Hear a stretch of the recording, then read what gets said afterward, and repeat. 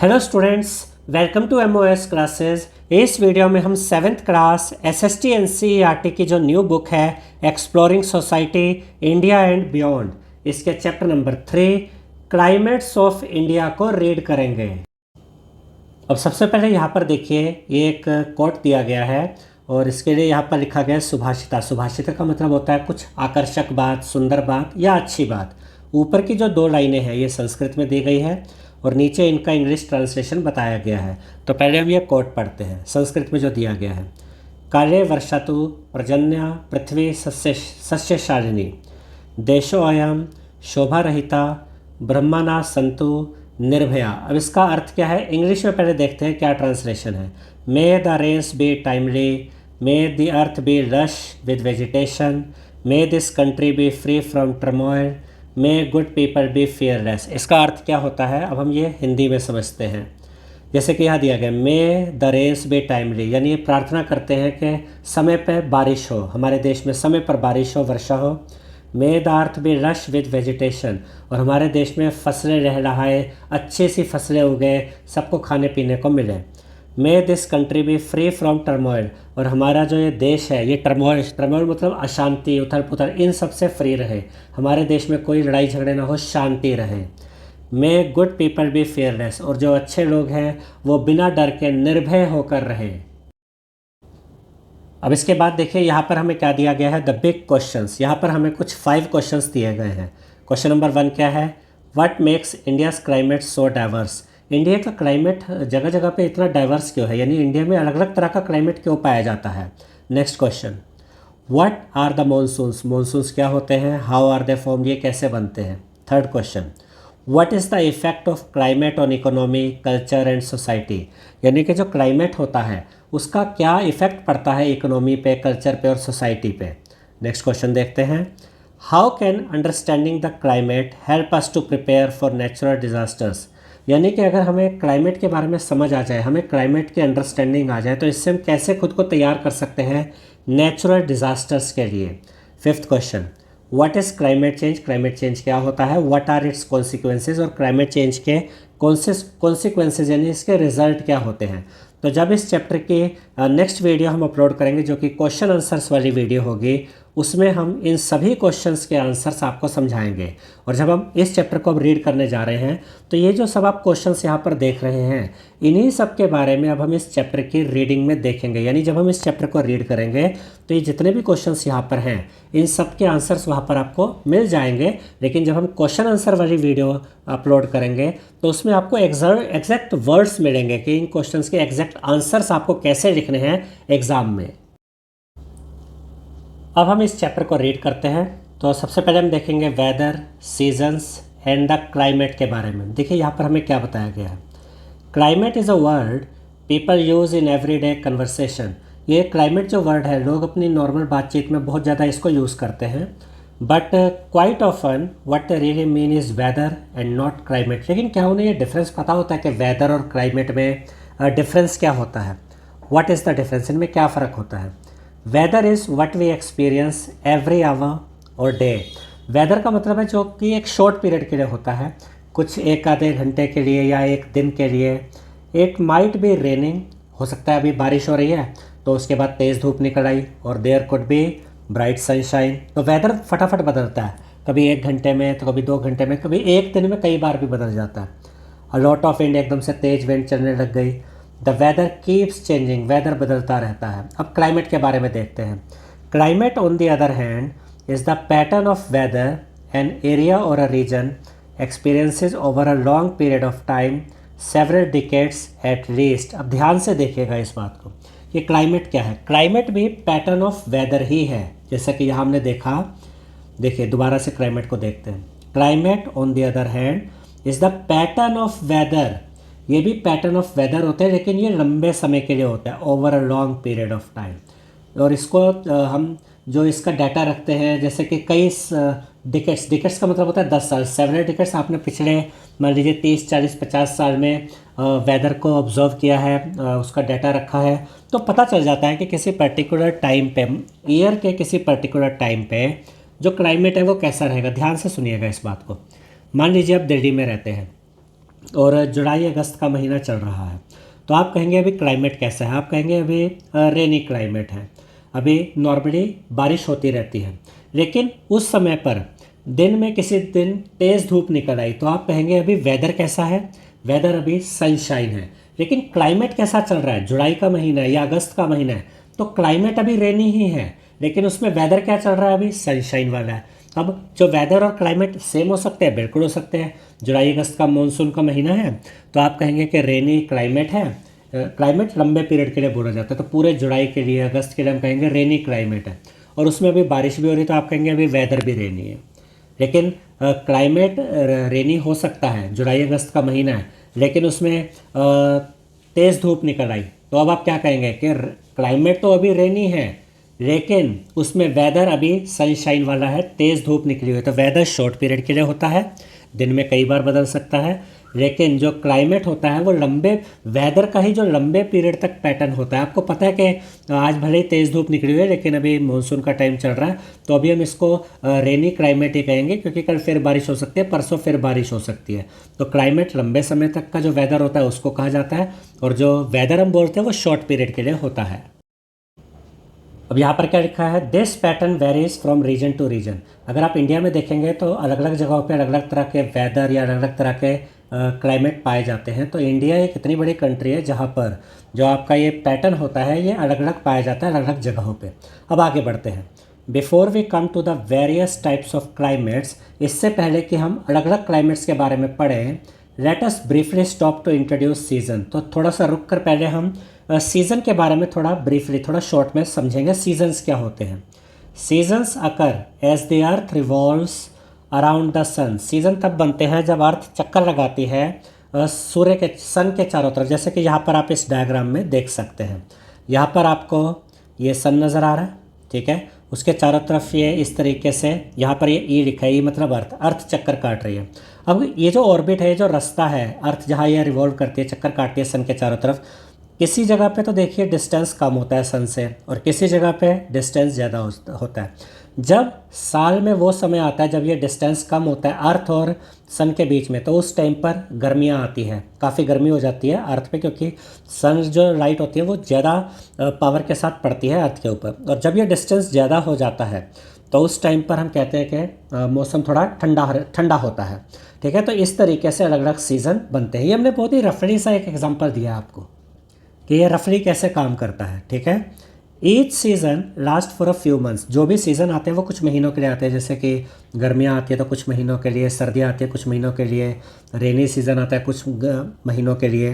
And रैकर्स every year, यानी कि जो सीज़न होते हैं वो कुछ महीनों के लिए होते हैं, और हर साल वो रैकर होते हैं, हर साल वो बनते हैं। सर्दियाँ आती है, गर्मियाँ आती है, बरसात आती है, ऑटम आता है, हर साल ऐसे चलता है। As we know there are several seasons in the year. जैसे कि हम जानते हैं एक साल में कई तरह के सीज़न होते हैं, जैसे कि spring, summer, monsoon, autumn and winter, that occur in a cycle. और ये एक के बाद एक इनका एक पैटर्न होता है, ये बनते रहते हैं। Are seasons related to the weather और टू द क्लाइमेट। जो सीज़न होते हैं क्या वो वेदर से रिलेटेड होते हैं या क्लाइमेट से? ये दोनों से ही रिलेटेड होते हैं। The answer is to both, यानी जो सीज़न होता है ये वेदर और क्लाइमेट दोनों से ही रिलेटेड होता है। अब इसके बाद देखिए क्या बताया गया है। The weather changes with the season. जैसा कि हमने देखा ना कि जो आपका जो ये सीज़न होता है ये वेदर और क्लाइमेट दोनों से ही रिलेटेड होता है। तो पहले अब हम ये समझ रहे हैं कि जो वेदर है वो सीज़न से कैसे जुड़ा हुआ है। The weather changes with the season. Weather जो होता है सीज़न के हिसाब से बदलता है। That is it can be dry, यानी जो वेदर होता है वो ड्राई हो सकता है, हॉट हो सकता है इन द समर मंथ, यानी जब समर मंथ चल रहा है, मई जून का महीना चल रहा है, यानी सीज़न कौन सा हो गया ये मई, समर का सीज़न हो गया। तो उस दौरान जो वेदर होता है वो ज़्यादातर ड्राई और हॉट होता है। और humid and rainy during the monsoon. Monsoon season में जो वेदर होगा वो ह्यूमिड और रेनी हो जाएगा। Further the pattern of seasons in a region is closely connected with the climate. और जो सीज़न होते हैं क्लाइमेट से भी जुड़े होते हैं, क्लोज होते हैं क्लाइमेट के भी। There are 4 main seasons. 4 main season होते हैं across most regions of the world. Spring, summer, autumn और विंटर, ये तो 4 मेन सीजन हो गए जो वर्ल्ड में पाए जाते हैं। लेकिन अब इंडिया की अगर बात करें, how ever India receives rainfall during a specific period of year. जबकि इस साल के एक स्पेसिफिक पीरियड के लिए इंडिया में रेनफॉल भी होती है। द रेनी सीजन और मानसून, जिसको हम रेनी सीजन या मानसून कहते हैं, along with the other four, यानी 4 तो मेन सीज़न हो गए, स्प्रिंग, समर, ऑटम, विंटर। उसके अलावा इंडिया में रेनी सीजन भी होता है जिसको मानसून भी कहते हैं। अब इसके बाद देखिए क्या बताया गया है। Traditionally in many parts of India the year is divided into 6 seasons और ऋतुज, यानी कि भारत में साल को 6 सीजन्स में बांटा जाता है, 6 सीजन्स में, और इनको हम ऋतुज भी कहते हैं। अब सीज़न भी कहते हैं और हिंदी में ऋतुज कहते हैं। अब ये 6 ऋतुज या 6 सीजन्स कौन से होते हैं जो इंडिया में पाए जाते हैं? इंडिया में एक साल को इन 6 सीजन्स में डिवाइड किया जाता है। ये 6 सीजन्स कौन से हैं? वसंता, जिसको इंग्लिश में कहते हैं स्प्रिंग, ग्रीष्मा यानी कि समर, वर्षा यानी कि रेनी सीजन, शरद यानी कि ऑटम, हेमंता यानी कि प्री विंटर, सर्दियों से पहले का समय, सर्दियों से पहले का जो टाइम होता है उसको हेमंता कहते हैं, प्री विंटर। फिर शिशिर यानी कि विंटर। टोटल 6 होगा। Specific rituals and festivals are associated with these 6 ऋतुज, और भारत में बहुत से रीति रिवाज और त्यौहार हैं जो कि इन 6 सीजन्स यानी 6 ऋतुओं से जुड़े हुए हैं, सच एज वसंत पंचमी और शरद पूर्णिमा। अच्छा, यहाँ पर 2 चीज़ें मैं आपको समझा देता हूँ। एक तो ये वसंत यानी कि स्प्रिंग, और एक ये शरद यानी कि ऑटम। स्प्रिंग और ऑटम में कई बार बच्चों को बहुत कन्फ्यूजन होती है, इसको ध्यान से समझिएगा कि इन दोनों में डिफरेंस क्या होता है। देखिए, जब हम बात करते हैं स्प्रिंग की, तो स्प्रिंग कौन सा टाइम होता है? जब विंटर ख़त्म होता है और गर्मियाँ स्टार्ट होने लगती है, उसके बीच का जो टाइम होता है उसको हम वसंत यानी कि स्प्रिंग कहते हैं। और ये वो टाइम होता है जब पेड़ खिलने लगते हैं, उन पे पत्तियाँ आने लगती है, पेड़ पौधों पे फूल खिलने लगते हैं, ये वो टाइम होता है। यानी कि सर्दियाँ ख़त्म हो रही है और गर्मियाँ स्टार्ट होने वाली हैं, ठीक है, तो इसको कहते हैं वसंत यानी कि स्प्रिंग। ऑटम क्या होता है? जब गर्मियाँ ख़त्म होने वाली होती है और सर्दियाँ स्टार्ट होने वाली होती है, तो ये गर्मियों का एंड, समर का एंड, और विंटर की स्टार्टिंग के बीच में होता है, ठीक है। तो ये दोनों को आपको समझना पड़ेगा। स्प्रिंग कब आया? जब सर्दियाँ ख़त्म हो रही है और आगे गर्मियाँ आने वाली है, उसके बीच का पीरियड। और ऑटम क्या होता है? जब गर्मियाँ ख़त्म होने वाली हैं और सर्दियाँ स्टार्ट होने वाली हैं, उसके बीच का पीरियड ऑटम कहलाता है। अब आगे बढ़ते हैं। देखिए यहाँ क्या बताया गया है। If we observe the world around us, अगर हम अपने आसपास इस दुनिया को देखते हैं, we will notice that human, plant and animal life are in rhythm with the ऋतुस और सीजन्स। तो हम ये पाते हैं कि जो मनुष्य हैं, जो प्लांट है, जो एनिमल्स हैं, हम सब ऋतुओं के साथ, सीजन्स के साथ जुड़े हुए हैं। द क्रॉप्स वी ग्रो, जो फसलें हम उगाते हैं, द फूड वी ईट, जो खाना हम खाते हैं, द क्लोथ्स वी वेयर, जो कपड़े हम पहनते हैं, एंड सो ऑन, ऐसे और कई सारी चीज़ें हैं। चेंज विद द सीज़न, ये सीज़न के साथ बदलते रहते हैं। डिपेंडिंग ऑन द रीजन, यानी कि रीजन पे डिपेंड करता है, रीजन मतलब कोई जगह।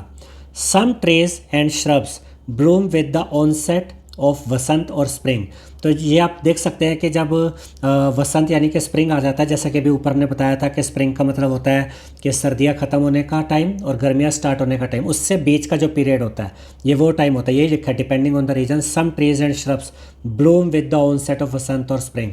यानी कि जब स्प्रिंग सीज़न आता है तो ये जो पेड़ पौधे होते हैं, जो ये झाड़ियाँ होती हैं, ये ब्लूम करने लगती हैं, इन पे पत्तियाँ, फूल आने लगते हैं। In some places they shed their leaves और change their color as शरद और ऑटम अप्रोचेज। लेकिन जब गर्मियाँ ख़त्म होने लगे और सर्दियाँ आने लगे, उसके बीच का पीरियड जो होता है वो ऑटम कहलाता है। उस टाइम पर क्या होता है, ये अपने लीव्स को शेड कर देते हैं, मतलब इनके लीव्स झड़ना शुरू हो जाती है, फूल धीरे धीरे इनके कलर में चेंजेस आने शुरू हो जाते हैं, फूल पत्तियाँ झड़ती हैं, ये अपने आप को विंटर के लिए रेडी करते हैं। And some animals develop thick fur in the cold winter month, और जो बहुत ही ठंडी जगह होती हैं वहाँ पर जो एनिमल्स होते हैं उनके ऊपर सर्दियाँ स्टार्ट होने पर एक थिक फर बनने लगती है, जो उनको बहुत ज़्यादा ठंड से बचाने में मदद करती हैं। तो यहाँ पर हमने क्या देखा कि अगर इंसान है या प्लांट है या एनिमल्स हैं, ये सब किसी न किसी तरीके से इन सीजन्स के साथ जुड़े हुए हैं। अब यहाँ पर हमें कुछ क्वेश्चंस दिए गए हैं, इन सभी क्वेश्चंस के आंसर्स इस चैप्टर की जो क्वेश्चन आंसर वाली वीडियो आपको मिलेगी उसमें आपको इन सभी क्वेश्चंस के आंसर्स मिल जाएंगे। तो क्वेश्चंस को एक बार हम जस्ट रीड कर लेते हैं। Which are your favourite seasons, आपके फेवरेट सीजन्स कौन से हैं? Write a short essay explaining your reasons, आपको इस पर एक शॉर्ट ऐसे भी लिखना है। डिस्कस इन ग्रुप्स ऑफ 3 और 4, 3 या 4, 3-4 लोगों के ग्रुप में डिस्कस करना है। And find out whether there are specific events connected to the seasons in your region, कि आपके रीजन में कुछ ऐसे कुछ कि क्या कुछ ऐसे इवेंट्स हैं जो कि सीजन्स के साथ कनेक्टेड है आपके रीजन में, ये आपको बताना है। ये सब आंसर हम आपको क्वेश्चन आंसर वाली वीडियो में समझाएंगे। Collect information about them, songs, feast with specific type of food practices in different seasons, यानी क्या आपके रीजन में कुछ सीजन से रिलेटेड जो भी चीज़ें हैं, कोई फेस्टिवल्स है, सॉन्ग्स है, खाने का कुछ होता है जो स्पेसिफिक सीज़न में बनाया जाता है, इन सब के बारे में बताना है। Document these and share your discoveries with your class. और इसके बाद एक और क्वेश्चन है, do you know which trees in your area change colour before the onset of winter, यानी जब सर्दियाँ स्टार्ट होने लगे तो आपके रीजन में कौन से ऐसे पेड़ हैं जिनके कलर चेंज हो जाते हैं। Are there trees that shed their leaves around this time, क्या कुछ ऐसे ट्रीज़ भी हैं आपके आसपास जो कि सर्दियाँ आने पर अपनी लीव्स को झाड़ देते हैं। Y do you think this happens, ऐसा क्यों होता है।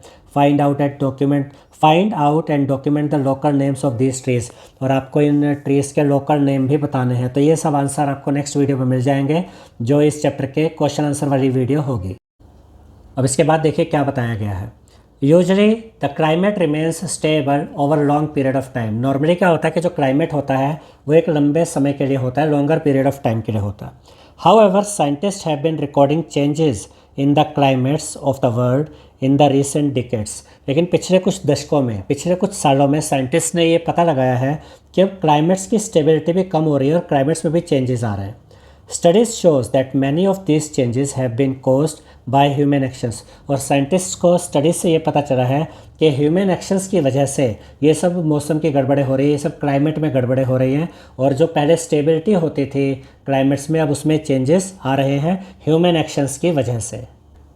अब इसके बाद कहा गया लेट अस रिकैप्चुलेट, यानी कि जो भी अभी तक हमने पढ़ा है उसको रिपीट कर लेते हैं, रिवाइज कर लेते हैं। Weather is what we experience from day to day, windy, rainy, hot, dry etcetera, ये हम पढ़ चुके हैं कि वेदर का मतलब है डे टू डे जो हमारा ये वेदर होता है डे टू डे, जैसे कि कभी तेज़ हवाएं चल रही है, कभी रेन आ रही है, कभी हॉट हो गया, कभी ड्राई हो गया, तो ये शॉर्टर पीरियड के लिए होता है।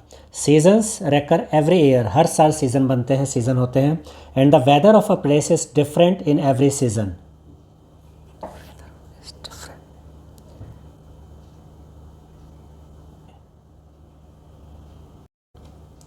तो आइए अब हम देखते हैं कि भारत में किस तरह के क्लाइमेट पाए जाते हैं। Types of climates in India. We have often seen how India is a land of diversity, ये हम देखते हैं, पढ़ भी चुके हैं इस बारे में कि भारत में लैंड डाइवर्सिटी बहुत है, कहीं पर मैदानी इलाके हैं, कहीं पर रेगिस्तान है, कहीं पर ऊंचे ऊंचे पहाड़ है। This is equally true of its climate, ऐसे क्लाइमेट के बारे में भी कहा जा सकता है भारत में अलग अलग तरह के क्लाइमेट पाए जाते हैं। सबसे पहले पढ़ते हैं नॉर्थ के बारे में। In the north the Himalayan mountains have an alpine climate, यानी कि जो नॉर्थ में अगर आप आते हैं इंडिया के तो वहाँ पर हिमालयन माउंटेन्स है जहाँ पर एल्पाइन क्लाइमेट होता है। एल्पाइन क्लाइमेट पहाड़ों वाला क्लाइमेट होता है विद कोल्ड, जो बहुत ठंडे होते हैं, स्नोई विंटर, बर्फ़ पड़ती है यहाँ, विंटर में बहुत बर्फ़ पड़ती है, एंड कूल समर्स, जबकि गर्मियों में भी एक ठंडक का एहसास होता है।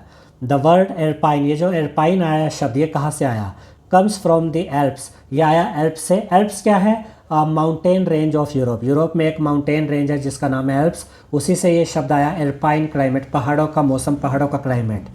That's probably where you will see the thickest clothing in India, और इसका मतलब होता है कि जो सबसे मोटे मोटे हैवी कपड़े पाए जाते हैं वो यहीं पर हिमालयन रीजन्स में पाए जाते हैं, क्योंकि ठंड बहुत पड़ती है ना, तो वहाँ के हिसाब से थिक क्लोथिंग होती है वहाँ के लोगों की, क्योंकि यहाँ सर्दियों से बचने के लिए थिक क्लोथिंग, मोटे कपड़े, गर्म कपड़े पहने जाते हैं। तो ये तो बात हुई बहुत ऊंचे ऊंचे पहाड़ों की। अब उससे थोड़ा सा अगर नीचे आते हैं तो ये भी हिली एरिया होते हैं, लेकिन ये पहाड़ उतने हाइट पे नहीं होते। नॉर्मली जो हिल स्टेशंस वगैरह होते हैं ना, इनकी बात करने जा रहे हैं हम। Lower in the Himalayas, Himalayas में ही थोड़ा सा नीचे आ जाते हैं, ठीक है। And in many hilly areas of India, ये भी हिली एरियाज ही होते हैं। The climate is often said to be temperate, यहाँ का क्लाइमेट फिर भी थोड़ा सा टेम्परेट, थोड़ा सा नॉर्मल माना जाता है। As the winters are moderately cold, winters में यहाँ ठीक ठाक ठंड पड़ती है। And the summers not too hot, लेकिन गर्मियों के दिनों में, समर में बहुत ज़्यादा गर्मी भी नहीं पड़ती। That is where we find many hill stations, यही वो एरियाज़ है जहाँ पर इंडिया के बहुत सारे हिल स्टेशंस पाए जाते हैं। Much frequented by people seeking relief from the heat in the plains below, और जब मैदानी इलाकों में समर में बहुत ज़्यादा गर्मी पड़ती है तो लोग इस गर्मी से बचने के लिए इन्हीं हिल स्टेशंस पर जाते हैं ताकि कुछ रिलीफ मिले, थोड़े से उन्हें राहत मिलती है, क्योंकि यहाँ पर गर्मियों में भी थोड़ी थोड़ी ठंडक रहती है। इसके बाद आते हैं प्लेन एरियाज में, जैसे दिल्ली वगैरह हो गया, दिल्ली हो गया, पंजाब हो गया, हरियाणा हो गया। In the northern plains the climate is सब ट्रॉपिकल। ये कैसा क्लाइमेट होता है? सब ट्रॉपिकल, जिसमें कि विद वेरी हॉट समर, गर्मी है तो बहुत ज़्यादा गर्मी पड़ती है, एंड कोल्ड विंटर्स, ठंड पड़ती है तो बहुत ठंड पड़ती है। This is where most of India's wheat is grown. और यहीं पर भारत का सबसे ज़्यादा जो ये गेहूँ उगाया जाता है वो यही उगाया जाता है। अब आते हैं हम इंडिया के वेस्ट में। In the west the Thar desert has an arid climate, मतलब यहाँ का सूखा क्लाइमेट होता है। फीचरिंग एक्सट्रीमली हॉट डेज, दिन बहुत गर्म होते हैं, कूल नाइट्स, रातें ठंडी होती है, एंड वेरी लिटिल रेनफॉल, और बहुत ही कम बारिश होती है। People there have had to develop unique ways to collect and save water. तो यहाँ के लोगों को कई यूनिक वेज निकालने पड़े, उन्होंने कई यूनिक तरीके निकाले पानी को कलेक्ट करने के और पानी को सेव करने के। अब इसके बाद हम देखेंगे वेस्टर्न कोस्टल एरियाज़ का कैसा क्लाइमेट होता है। The western coastal strips receives heavy rainfall, यहाँ पर बहुत ज़्यादा रेनफॉल होती है during monsoon months, creating a tropical wet climate, काफ़ी गीला क्लाइमेट रहता है, वेट क्लाइमेट रहता है बारिश ज़्यादा होने की वजह से, which is favourable to the growing of rice and spices. इसीलिए यहाँ पर राइस और स्पाइसेस अच्छे से उगते हैं, क्योंकि यह इन फसलों के लिए ज़्यादा पानी की ज़रूरत होती है, यहाँ बारिश बहुत होती है। ठीक है, next the central Deccan plateau, अब इनके बारे में पढ़ेंगे। यहाँ क्लाइमेट कैसा होता है? Has a semi arid climate, यानी कि यहाँ पर ना तो बहुत सूखा होता है ना बहुत ज़्यादा बारिश होती है, ठीक ठाक रहता है। With hot summer, summer hot होते हैं, माइल्ड विंटर्स, जो सर्दियाँ होती है उसमें बहुत ज़्यादा ठंडी पड़ती है, नॉर्मल ठंड पड़ती है, एंड मॉडरेट रेनफॉल, और नॉर्मल बारिश रहती है ड्यूरिंग द रेनी सीजन। अब देखते हैं eastern side of India, eastern India and उसके अलावा सदर्न पेनिनसुला, जो कि इंडिया का निचला हिस्सा होता है ना, बिल्कुल साउथ में, जो तीनों तरफ से पानी से घिरा हुआ है, एक्सपीरियंस अ ट्रॉपिकल क्लाइमेट, यहाँ पे ट्रॉपिकल क्लाइमेट होता है विद अ माइल्ड विंटर, यानी कि नॉर्मल ठंड रहती है, बहुत ज़्यादा नहीं होती, and distinct wet and dry periods controlled by monsoon winds, यानी कि यहाँ पर मानसून विंड्स पे डिपेंड करता है कि जो क्लाइमेट है वो कितना वेट रहेगा या कितना ड्राई रहेगा। मोर ऑन दैम सुन, यानी कि अभी हम इसके बारे में और भी आगे पढ़ेंगे। अब इसके बाद देखिए क्या बताया गया, एक नोट दिया गया, you will understand later the meaning of the terms tropical. ये ट्रॉपिकल और सब ट्रॉपिकल के बारे में अभी हम बाद में पढ़ेंगे, which are related to the two special parallel of latitude called tropics. तो ये ट्रॉपिकल और सब ट्रॉपिकल के बारे में अभी हम इसी चैप्टर में आगे पढ़ेंगे। तो अब आगे देखते हैं क्या दिया गया है। फैक्टर्स डिटरमाइनिंग द क्लाइमेट, यानी कि क्लाइमेट्स किन चीज़ों पर निर्भर करता है, कौन से फैक्टर्स होते हैं जो डिसाइड करते हैं कि उस जगह का क्लाइमेट कैसा होगा, ये फैक्टर्स के बारे में अब हम पढ़ेंगे। What creates those different climates, climates कैसे बनते हैं, किन पर निर्भर करता है, वो फैक्टर्स क्या हैं। There are many factors at work, बहुत से फैक्टर्स काम करते हैं जो ये डिसाइड करते हैं कि क्लाइमेट कैसा होगा। Some are general ones on the scale of the planet, while others are regional or even local. Let's examine a few. अब हम इन सब चीज़ों के बारे में पढ़ने जा रहे हैं, इन सभी फैक्टर्स को ध्यान से समझेंगे। ठीक है, सबसे पहले है लैटिट्यूड। लैटिट्यूड क्या होता है? जैसे ये अर्थ है, ठीक है, ये आप 6th क्लास में भी पढ़ चुके हैं। तो ये आपका लैटिट्यूड है, अगर यहाँ पर देखेंगे तो ये 0 डिग्री होता है। ऐसे ही ये इसके ऊपर जाते रहेंगे ऐसे, और ऐसे ये नीचे की तरफ होता है। ठीक है, बीच में आपने याद रखना है, यहाँ पर ये 0 डिग्री होता है। और ये जो 0 डिग्री वाला जो ये लैटिट्यूड होता है, इसको हम क्या कहते हैं? इक्वेटर कहते हैं। इसको आपने याद रखना है, इक्वेटर। ठीक है, इक्वेटर से आप जितना ऊपर जाते जाएंगे, दूर जाते जाएंगे, चाहे ऊपर की तरफ दूर जाए चाहे नीचे की तरफ दूर जाए, पहले तो जब आप इससे थोड़ा सा दूर पे जाते हैं तो यहाँ पर तो टेम्परेचर फिर आपका मॉडरेट हो जाता है, यहाँ पर भी मॉडरेट, यानी कि बहुत ज़्यादा ठंडा नहीं, बहुत ज़्यादा गर्म नहीं। लेकिन जब आप बिल्कुल यहाँ आ जाते हैं या बिल्कुल यहाँ आ जाते हैं तो यहाँ बिल्कुल फ्रिजिड हो जाता है, जमा हुआ, जैसे नॉर्थ पोल साउथ पोल एकदम ठंडे हैं। तो इक्वेटर पे और इसके आसपास ये बहुत ज़्यादा गर्मी रहती है, इस एरिया में बहुत गर्मी रहती है इक्वेटर के आसपास। थोड़ा सा ऊपर जाते हैं यहाँ पर या यहाँ पर, तो यहाँ पर थोड़ा सा नॉर्मल हो जाता है, टेम्परेट हो जाता है, बहुत ज़्यादा गर्म नहीं, बहुत ज़्यादा ठंडा नहीं। लेकिन जो बिल्कुल ऊपर चले जाते हैं, इक्वेटर से बहुत दूर आ जाते हैं, तो फिर वहाँ बहुत ठंडा हो जाता है। इन सब चीज़ों को ध्यान में रखिएगा। We studied about latitudes in grade 6 class में भी आप पढ़ चुके हैं लैटिट्यूड्स के बारे में। Do you remember that latitudes measure the distance from the equator. जैसे हमने आपको बताया 0 डिग्री वाला जो ये लैटिट्यूड है, इसको हम इक्वेटर कहते हैं, और इक्वेटर से जो डिस्टेंस है उसी पे निर्भर करता है टेम्परेचर कैसा होगा। Increasing as we move away from it. इसको ज़रा एक बार हम दोबारा पढ़ लेते हैं, ठीक है, ताकि क्लियर हो जाए। Do you remember that latitudes measure the distance from the equator.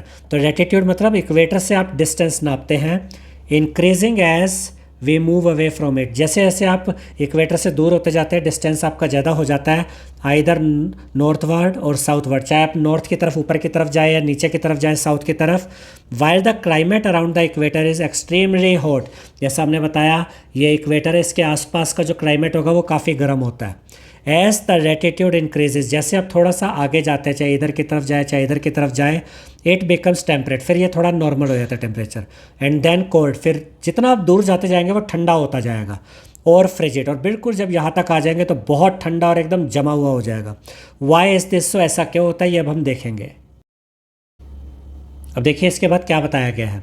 Places near the equator that is at low latitudes, यानी कि जो जगहें इक्वेटर के नज़दीक होती है यानी कि लो लैटिट्यूड्स पर होती है, आर वार्मर, वो ज़्यादा गर्म होती है। While those near the poles, और ऐसी जगह जो कि पोल्स के नज़दीक होती है, नॉर्थ पोल या साउथ पोल यानी हाई लैटिट्यूड्स वाली होती है, आर कूलर, वो बहुत ठंडी होती है। This happens due to the angle at which the sun's rays hit a particular area, और ये जो होता है यानी कि इक्वेटर के नज़दीक है तो वहाँ पर जगह गर्म होती है, या अगर वो पोल्स के नज़दीक है तो वहाँ जगह ठंडी होती है। ऐसा इसलिए होता है क्योंकि इस पे निर्भर करता है कि वो जो सन की जो रेज़ है वो किस एंगल पे उस एरिया पे पड़ती है। जैसे कि यहाँ पर आप इस डायग्राम में देख सकते हैं, अगर आप पोल्स की बात करें, ठीक है, इस एरिया की पोल्स की बात करें, तो जो सन रेज़ ऐसे आ रही है, इधर ये सन रेज़ आ रही हैं, तो यहाँ पर ये थोड़ी सी झुकी हुई है, टेढ़ी पड़ती है और थोड़ी बिखरती हुई है ज़्यादा। लेकिन अगर आप बात करें इक्वेटर की यहाँ पर, तो यहाँ पर जब सनरेज आती है तो सीधी पड़ती है।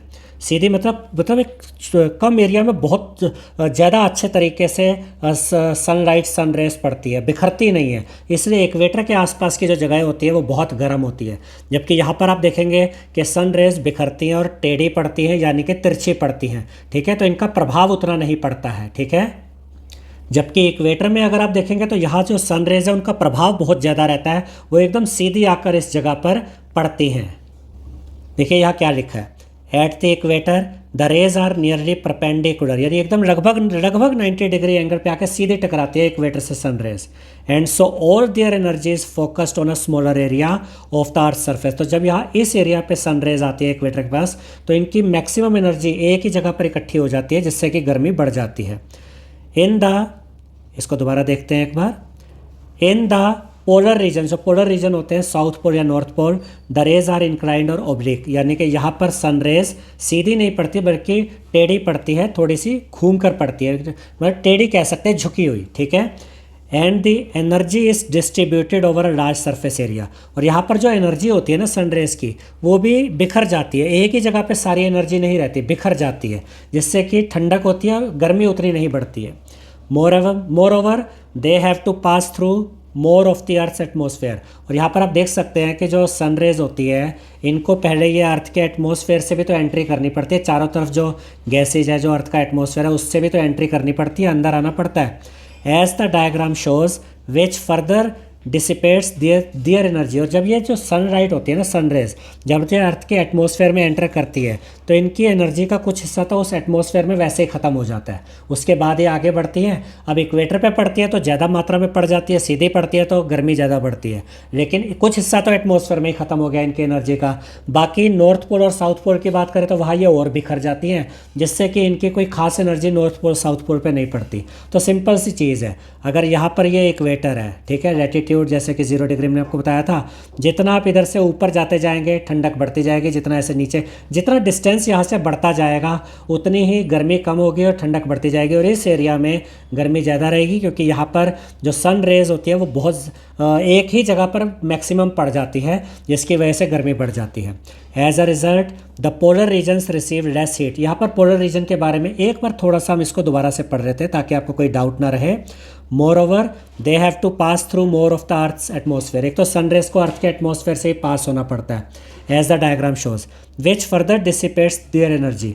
ये एक तो उनकी एनर्जी थोड़ी तो उसी में लूज हो जाती है, और बाकी जब वो साउथ पोल या नॉर्थ पोल तक आती हैं तो और बिखर जाती हैं।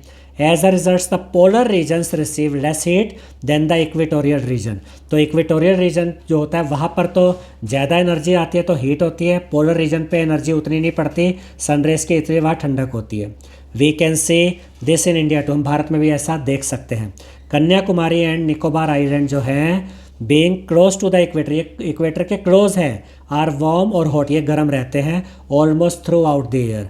Where as places in the north, जबकि इंडिया के नॉर्थ में आइए जैसे कि श्रीनगर, ये ज़्यादातर ठंडा ही रहता है। अब एक फैक्टर तो हमने देख लिया है लैटिट्यूड, जिस पे कि क्लाइमेट निर्भर करता है। दूसरा फैक्टर होता है एल्टीट्यूड, इस पे भी डिपेंड करता है किसी जगह का क्लाइमेट। एल्टीट्यूड के बारे में जानते हैं, एल्टीट्यूड यानी कि height. We mentioned hill station above, अभी हमने थोड़ा सा हिल स्टेशन के बारे में भी ऊपर पढ़ा था। Which are popular tourist center, ये पॉपुलर टूरिस्ट सेंटर होते हैं because of their cooler climate, क्योंकि यहाँ ठंडक रहती है। इंडिया हैज़ मैनी, भारत में बहुत सारे हिल स्टेशन हैं, इंक्लूडिंग मुन्नार है, थैनी है, उधागा मंदरम है जो कि ऊटी में है, मेदिकेरी, महाबलेश्वर, माउंट आबू, ये सब हिल स्टेशन के नाम है।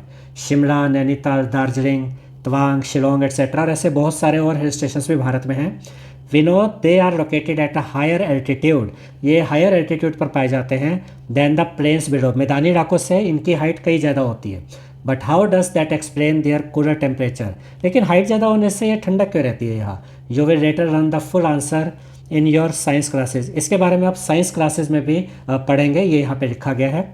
To keep things simple for now, अभी के लिए एक सिंपली समझाया गया, the temperature decreases as the altitude increases because, यानी कि जब एल्टीट्यूड बढ़ता है, जब हाइट बढ़ती है, जब आप हाइट पर जाते हैं तो टेम्परेचर कम होता है बिकॉज। इसके रीज़न यहाँ पर हम देखेंगे, और यहाँ कुछ इमेजेस है, दार्जिलिंग की इमेज है, ये उदागा मंडलम ऊटी में है, इसके अलावा मुन्नार, ये शिमला, देख सकते हैं कितनी ठंडक रहती है, कितनी हरियाली, और यहाँ पर बर्फ़ भी देख सकते हैं आप। अब यहाँ पर मेन चीज़ हम देख रहे हैं कि ऊंचाई बढ़ने पर टेम्परेचर कम क्यों होता है, वो यहाँ पर रीज़न दिए गए हैं।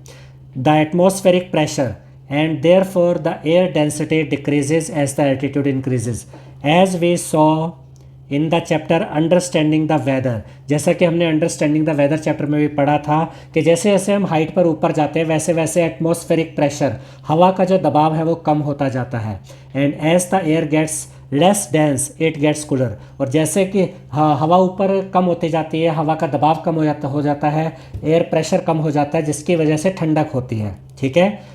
The sun heats the surface of the earth and so the farther away from the surface the less hot the air will be। देखिए जो सन की जो गर्मी है वो अर्थ के सरफेस पे ज़्यादा पड़ती है, और जो पहाड़ होते हैं वो काफ़ी ऊंचाई पर होते हैं, तो सरफेस से तो दूर होते हैं, इसलिए वो उतने गर्म नहीं होते। ठीक है। The Himalayas are so high that many peaks maintain a temperature below water's freezing point keeping them covered in snow. जो हिमालयास के बहुत सारे ऐसे पीक्स है, बहुत सारी ऐसी चोटियाँ जो कि इतनी ऊंचाई पर है कि वहाँ टेम्परेचर इतना रहता है कि वहाँ पानी जम जाता है, जिसकी वजह से जो ऊंची ऊंची चोटियाँ हैं हिमालय की, वो उनका मैक्सिमम समय वो बर्फ़ से ही ढकी रहती हैं। अब आगे बढ़ते हैं। देखिए यहाँ पर क्या दिया गया है, लेट्स एक्सप्लोर। ये एक क्वेश्चन है। उदगमंडलम जो कि ऊटी में है and Coimbatore are almost at the same latitude, दोनों लगभग सेम लैटिट्यूड पर हैं। The range of summer temperature in Ooty is 10 to 25 degree. अगर समर टेम्परेचर की बात करें तो ऊटी का जो समर टेम्परेचर है वो 10 से लेकर 25 डिग्री तक रहता है, while that in Coimbatore is 25 to 38 degree, जबकि कोयम्बटूर में 25 से 38 डिग्री तक रहता है, जबकि दोनों लगभग सेम लैटिट्यूड पर है। तो जो ऊटी है यहाँ का टेम्परेचर कम क्यों रहता है, ठंडा क्यों रहता है, और कोयम्बटूर थोड़ा उसके कंपैरिजन में गर्म क्यों रहता है? Why do you think there is such a difference in temperature between these two places? इन दोनों जगहों के टेम्परेचर में फ़र्क क्यों है, जबकि लगभग सेम लैटिट्यूड पर है? डिफरेंस क्यों है टेम्परेचर में, ये हमें बताना है।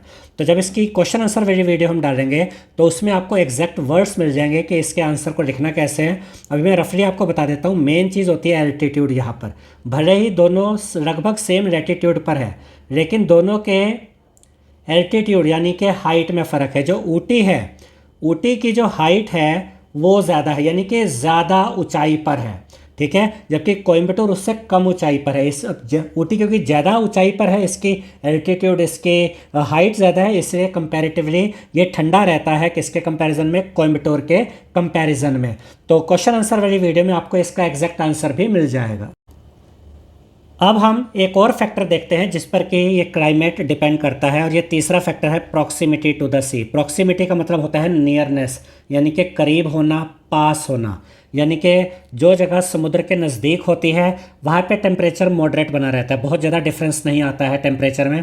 लेकिन जो जगह समुद्र से दूर होती हैं वहाँ टेम्परेचर में बहुत ज़्यादा डिफरेंस आ जाता है। जैसे दिल्ली जैसी जगह को अगर आप देखेंगे तो दिल्ली में सर्दियों में बहुत ज़्यादा सर्दी पड़ती है, गर्मी में बहुत ज़्यादा गर्मी पड़ती है, क्योंकि ये सी से दूर है। लेकिन अगर आप मुंबई जैसी जगह देखेंगे जो कि समुद्र के बिल्कुल पास में लगी हुई है, बिल्कुल समुद्री इलाका ही है वो, तो वहाँ पर गर्मी हो या सर्दी हो बहुत ज़्यादा डिफरेंस नहीं आता है। ऐसा क्यों होता है अब हम देखते हैं। Temperatures in coastal areas do not very much, यानी कि जो आपके कोस्टल एरियाज़ होते हैं वहाँ पे टेम्परेचर में बहुत ज़्यादा वेरिएशन नहीं आता है। The summers are not too hot, यानी गर्म समर के सीज़न में बहुत ज़्यादा गर्मी नहीं पड़ती है, and the winters are not too cold, और विंटर के सीज़न में बहुत ज़्यादा ठंड नहीं पड़ती। That is because the sea act as a moderator, जो सी होता है वो एक मॉडरेटर का काम करता है फॉर द टेम्परेचर, यानी कि जो समुद्र होता है ये टेम्परेचर को साधारण बनाए रखने में, एक नॉर्मल रेंज में बनाए रखने में मदद करता है। यहाँ जो डायग्राम अभी देख रहे हैं हम, ये सारा डायग्राम अभी हम आपको समझाएंगे। This diagram sums up the phenomena and your science text book explains this further. अब यहाँ पर ये कहा गया कि ये जो डायग्राम है यहाँ पर आपको इस फिनोमिना के बारे में पता चलेगा कि जो समुद्र के साथ वाले इलाके होते हैं, कोस्टल एरियाज़ होते हैं, वहाँ पर टेम्परेचर एक नॉर्मल क्यों बना रहता है, और साइंस की जो आपकी टेक्स्ट बुक है उसमें भी आप इस चीज़ को डिटेल में पढ़ेंगे। और जैसा कि यहाँ पर ये कहा गया, इसको एक बार फिर पढ़ लेते हैं। This diagram sums up the phenomena and your science text book explains this further while discussing the heating and cooling of land and water in coastal regions। यानी कि साइंस की आपकी बुक में भी इस कंसेप्ट को पूरा क्लियर किया गया है कि जो कोस्टल रीजन होते हैं यहाँ पर लैंड और वाटर की जो हीटिंग और कूलिंग होती है वो कंसेप्ट समझाया गया है। यहाँ डायग्राम में भी हम इस चीज़ को अभी समझेंगे कि ये क्या कंसेप्ट होता है जिसकी वजह से जो कोस्टल रीजन होते हैं वो तो मॉडरेट टेम्परेचर वाले होते हैं, वहाँ के टेम्परेचर्स में समर और विंटर में कोई बहुत ज़्यादा डिफरेंस नहीं आता। लेकिन जो समुद्र से दूर वाली जो जगह होती हैं जैसे दिल्ली वगैरह हो गई, यहाँ पर समर में बहुत ज़्यादा गर्मी और विंटर में बहुत ज़्यादा ठंड क्यों पड़ती है, डिफरेंस क्या होता है टेम्परेचर्स का, ये सब हम साइंस की बुक में भी समझेंगे। फिलहाल हम इस डायग्राम की मदद से कुछ चीज़ों को समझते हैं।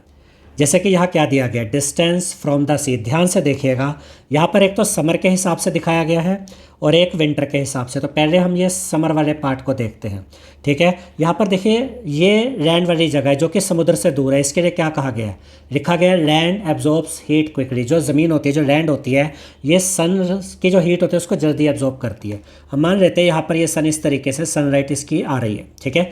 अब जब सनलाइट आती है तो जो लैंड वाली जगह होगी, ठीक है, वो लैंड जल्दी गर्म हो जाती है। आपको कुछ पॉइंट्स को याद रखना है, लैंड जल्दी गर्म होती है और लैंड ठंडी भी जल्दी होती है, जबकि जो सी वाटर है वो जल्दी ठंडा भी नहीं होता और जल्दी गर्म भी नहीं होता। ये पॉइंट्स को आप याद रखिएगा, ठीक है। अब ज़रा इस जगह को देखते हैं। ये जो जगह है ये समुद्र से दूर है। हम मान लेते हैं फॉर एग्जांपल ये दिल्ली जैसी कोई जगह है, ठीक है। यहाँ पर जब सन हीट पड़ी, समर का टाइम है, गर्मी, क्योंकि हम समर के बारे में पढ़ रहे हैं, सन हीट पड़े तो इसने हीट एब्जॉर्ब कर ली, ठीक है। यहाँ पर टेम्परेचर पहुँच गया 44 डिग्री सेल्सियस।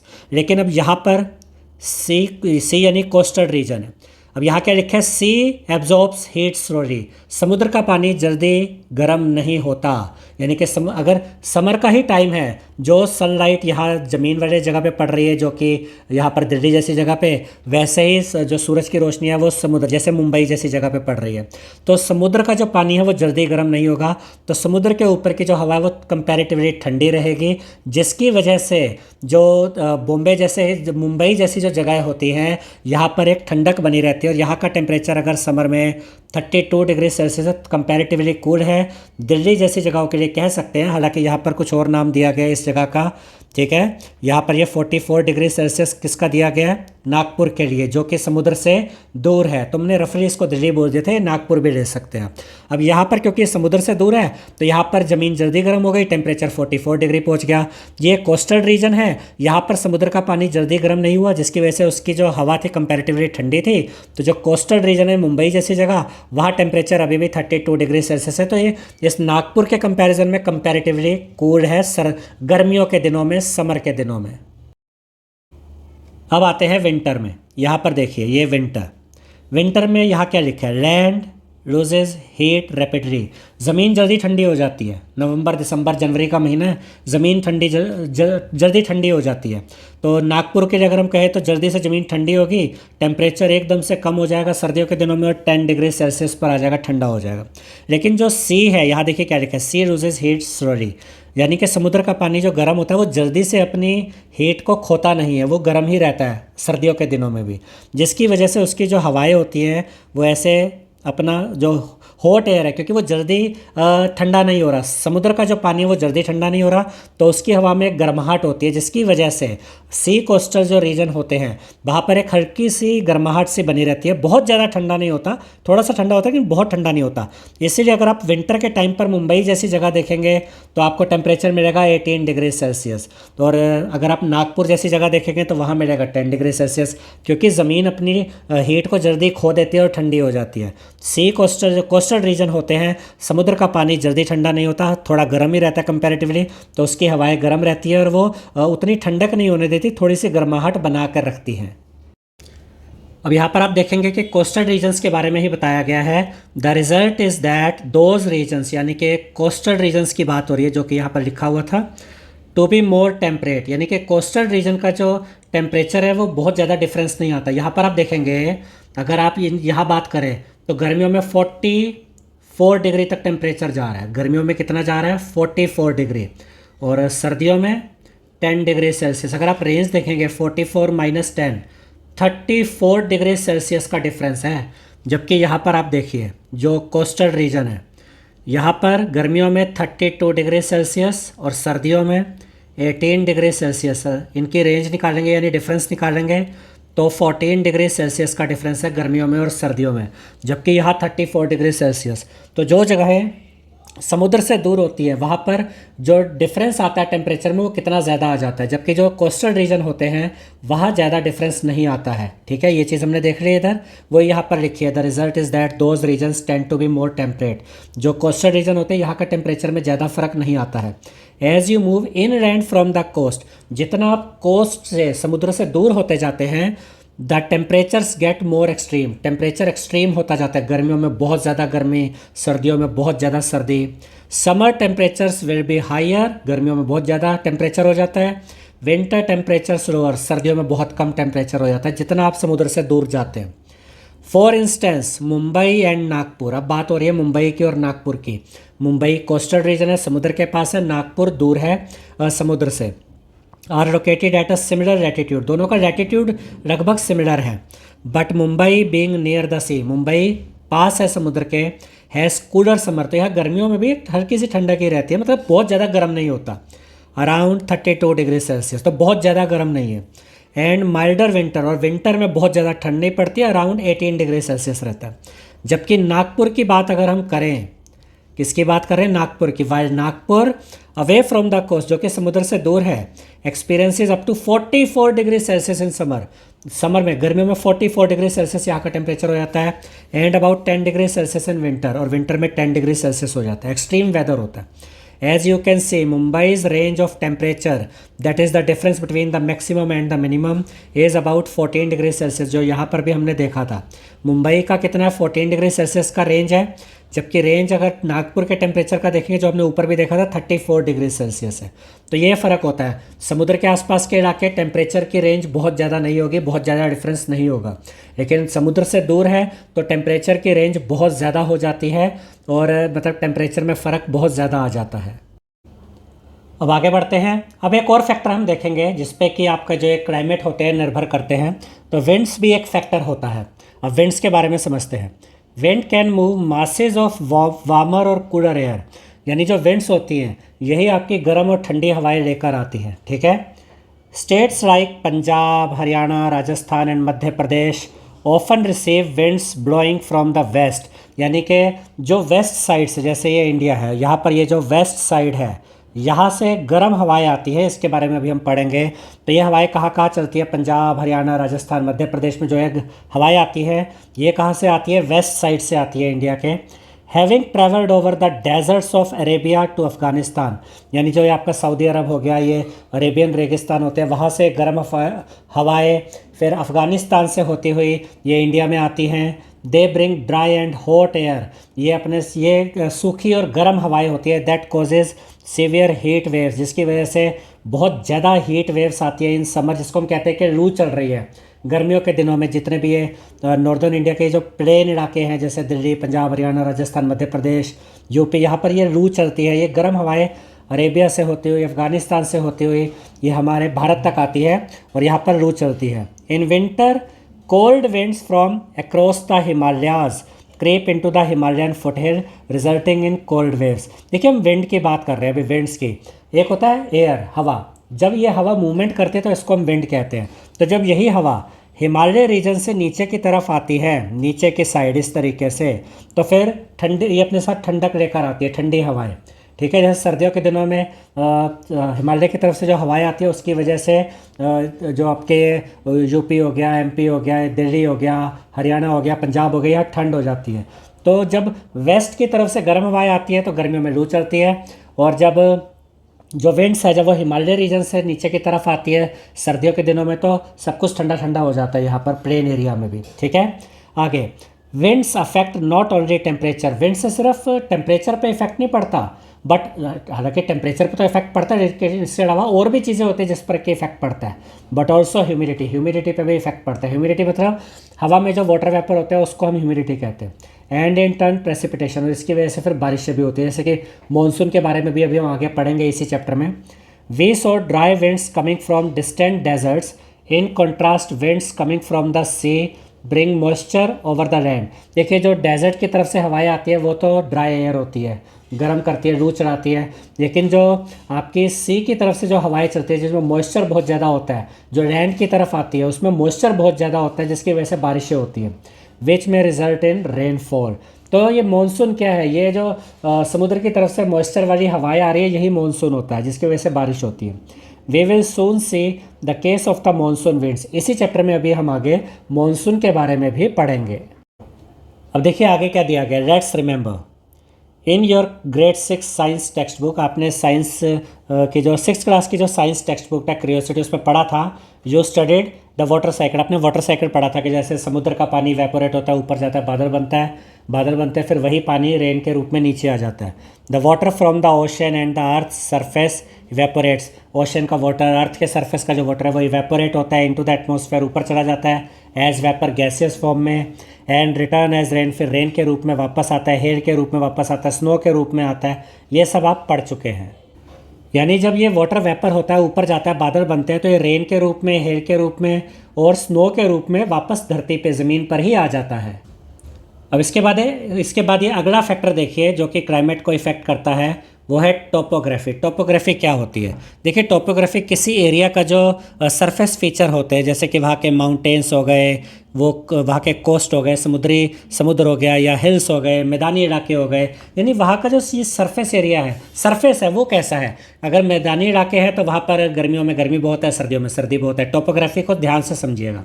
कहीं पर पहाड़ी इलाके हैं तो वहाँ ठंड ज़्यादा होती है, कहीं पर कोस्टल रीजन है तो वहाँ पर नॉर्मल टेम्परेचर बना रहता है साल भर। तो मतलब किसी जगह का जो फिज़िकल सरफेस फीचर होता है कि वहाँ पर पहाड़ है, मैदान है, या वैलीज़ हैं, या फिर कोस्ट है, ये सब टोपोग्राफी में आता है, और ये इस पे भी डिपेंड करता है उस जगह का climate. Finally the topography of a region also plays an important role in determining its climate. किसी जगह का जो क्लाइमेट होता है वो इस पर भी निर्भर करता है वहाँ की टोपोग्राफी क्या है। फॉर इंस्टेंस, एग्जाम्पल के लिए the Himalayas and the Karakoram ranges, ये जो पहाड़ी इलाके होते हैं, protect to some extent the Indian subcontinent from the winds of the cold desert of central Asia. अब ये जो आपका हिमालयाज हो गया या काराकोरम रेंज हो गई, ये एक बैरियर का काम करता है, एक हमारे लिए सुरक्षा प्रदान करता है, और ये सेंट्रल एशिया की तरफ से जो बहुत ज़्यादा ठंडी हवाएं होती हैं उनको काफ़ी हद तक रोक लेता है और हमें बचाता है उनसे। अगर ये हिमालय नहीं होता अगर यहाँ पर हमारे सुरक्षा के लिए, तो इतनी ठंडी हवा यहाँ आती है कि यहाँ पर शायद बहुत ज़्यादा बर्फ़ पड़ती होती है, बहुत ठंडी जगह होती है हमारा ये इंडियन सब कॉन्टिनेंट भी, लेकिन ये हिमालय उसको बचाता है। ठीक है, the nearly flat topography of the Thar desert. अब बात करते हैं थार डेजर्ट की। थार डेजर्ट में ऐसा कोई बैरियर नहीं है, तो जो गर्म हवाएं आती हैं अरेबिया से, अफगानिस्तान से, उनको रोकने का कोई सिस्टम नहीं है वहाँ पे। तो टोपोग्राफी से देखिए कितना फ़र्क पड़ रहा है। ऑन दी अदर हैंड, यानी कि यहाँ बात हो रही है थार डेजर्ट की, the nearly flat topography of the Thar desert on the other hand has nothing to protect it from hot and dry winds. यानी कि जो थार डेजर्ट है वहाँ ऐसा कोई ऊंची चीज़ तो है नहीं जो गर्म और सूखी हवाओं को आने से रोक सके, तो वहाँ से गर्म सूखी हवाएं भारत में आती है और यहाँ लू चलती है, गर्म हो जाता है सब कुछ गर्मियों में, समर में। In the next section we will see the role of the western Ghats in India south west monsoon. यानी इसी चैप्टर में अब आगे हम क्या पढ़ेंगे कि हम रोल पढ़ेंगे कि वेस्टर्न घाट्स का इंडिया के साउथ वेस्टर्न घाट्स जो है, जो वेस्टर्न घाट्स का इंडिया के साउथ वेस्ट मानसून में क्या रोल होता है, ये अब हम आगे पढ़ेंगे। तो यहाँ पर ये सारे हमने फैक्टर्स देख लिए, टोटल 5 फैक्टर्स देखे जिन पर कि किसी जगह का क्लाइमेट जो है वो डिपेंड करता है।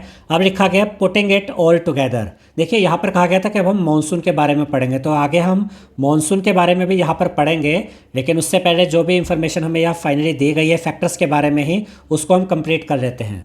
यानी जो टोटल 5 फैक्टर्स हमने पढ़े हैं उसके हिसाब से देखिए क्लाइमेट को कैसे डिस्क्राइब किया जाता है। The climate of any region is determined collectively by all the above factors. यानी ऊपर जो 5 फैक्टर हमने पढ़े उन्हीं पे निर्भर करता है किसी जगह का क्लाइमेट। डिस्क्राइबिंग द क्लाइमेट, यानी जब आप क्लाइमेट को डिस्क्राइब करते हो इन्वॉल्व्स, तो इसमें क्या क्या आ जाता है, a description of the patterns of temperature, temperature का पैटर्न आ जाता है, प्रेसिपिटेशन मतलब रेन, स्नोफॉल, अकरेंस फॉग है या मिस्ट है, ये सब प्रेसिपिटेशन में आ जाती है, इनको भी ध्यान में रखना पड़ता है। विंड कंडीशंस को भी देखना पड़ता है, इनका क्या पैटर्न है। इन अ रीजन, किसी एरिया में ओवर 3 डिकेड्स और मोर, यानी 3 डिकेड्स 30 ईयर्स या उससे ज़्यादा समय तक इस पैटर्न को फॉलो किया जाता है, चेक किया जाता है, फिर ये कहा जाता है कि इस जगह में जो क्लाइमेट का पैटर्न है वो ऐसा रहता है। अब इसके बाद यहाँ हमें बताया गया माइक्रो क्लाइमेट के बारे में। ये क्या होता है? Microclimate is a climate localized in a small area which differs from the climate in the surrounding region. यानी कि एक बड़ी जगह है जहाँ का अपना एक क्लाइमेट है, लेकिन उसके बीच में एक छोटी ऐसी कोई स्मॉल एरिया है जहाँ पर उसका अपना अलग ही क्लाइमेट है, तो इसको कहते हैं माइक्रो क्लाइमेट। जैसे कि आप देख सकते होंगे कि यहाँ पर 2 पहाड़ नज़र आ रहे होंगे, इसके बीच में ये वैलीज़ होती हैं, ठीक है। तो इन वैलीज़ को आप देख सकते हैं। तो ये जो बीच की वैलीज़ होती है, यानी कि 2 पहाड़ों के बीच में जो वैलीज़ होती है, उनका अपना एक माइक्रो क्लाइमेट होता है, यानी कि आसपास एक अलग क्लाइमेट है, उनका अपना अलग क्लाइमेट है। इसके बारे में अभी हम पढ़ेंगे। तो मेन चीज़ आपने क्या समझी कि जो माइक्रो क्लाइमेट होता है कोई छोटा ऐसा एरिया होता है, स्मॉल एरिया, जिसका अपना खुद का एक क्लाइमेट होता है और बाकी के आसपास के क्लाइमेट से वो डिफरेंट होता है, इसको कहते हैं micro climate. It has a unique pattern of temperature, इसका अपना ही एक टेम्परेचर, अपनी ह्यूमिडिटी, अपना एक प्रेसिपिटेशन होता है, etcetera. In a small geographical area, इसका अपने एक छोटे जियोग्राफिकल एरिया एक अलग तरीके का ही होता है, ठीक है। फॉर इंस्टेंस, अब ये एग्जांपल जैसे हमने यहाँ पर आपको ये बताया था, ये वैलीज़ वाला ये हम देखते हैं, और एक यहाँ पर ये भी बताया गया है जैसे कि शहरों में इस तरीके की भी जगह होती है जहाँ पर ग्रीनरी कम होती है और कॉन्क्रीट बिल्डिंग्स ज़्यादा खड़ी कर दी जाती है, इनके बारे में भी हम पढ़ेंगे। For instance enclosed valleys and some forest have micro climates of their own. जैसा यहाँ हमने देखा 2 पहाड़ों के बीच में वैलीज होती है, उनका अपना ही माइक्रो क्लाइमेट होता है, या फिर कुछ फॉरेस्ट ऐसे होते हैं उनका अपना ही माइक्रो क्लाइमेट होता है, और अपने आसपास के जो बड़ा एरिया होता है उसके क्लाइमेट से अलग होता है। So do urban heat island, ऐसे ही अर्बन हीट आइलैंड, जैसे कोई शहर है उसमें हो सकता है ज़्यादातर जगहों पे तो पेड़ पौधे हो, हरियाली हो, तो वहाँ पर तो नॉर्मल टेम्परेचर रहता है, लेकिन ऐसी भी जगह बीच में हो सकती है उसी में जहाँ पर हरियाली कम है और वहाँ पर कॉन्क्रीट यानी कि फैक्ट्रियाँ लगी हुई हैं या फिर इस तरीके की बड़ी बड़ी बिल्डिंग्स हैं, तो इनका अपना एक माइक्रो क्लाइमेट यहाँ पर बन जाता है जो अपने आसपास के दूर बाकी जगह के क्लाइमेट से अलग होता है। तो इसको क्या नाम दिया गया? अर्बन हीट आइलैंड, ठीक है।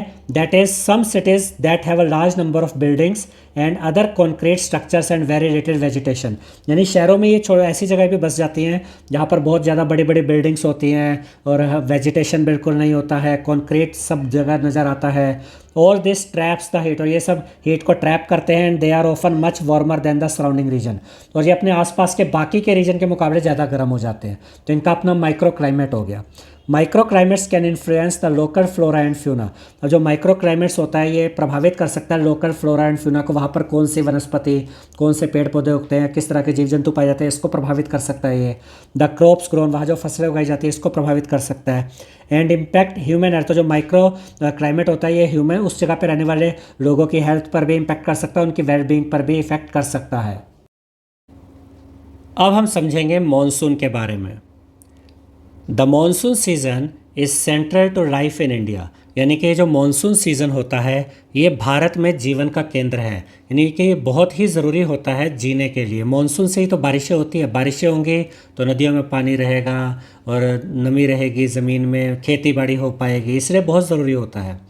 ड्यूरिंग द मानसून मंथ्स, यानी मानसून के जो महीने होते हैं, द रिवर्स फिल अप, नदियाँ पानी से भर जाती हैं।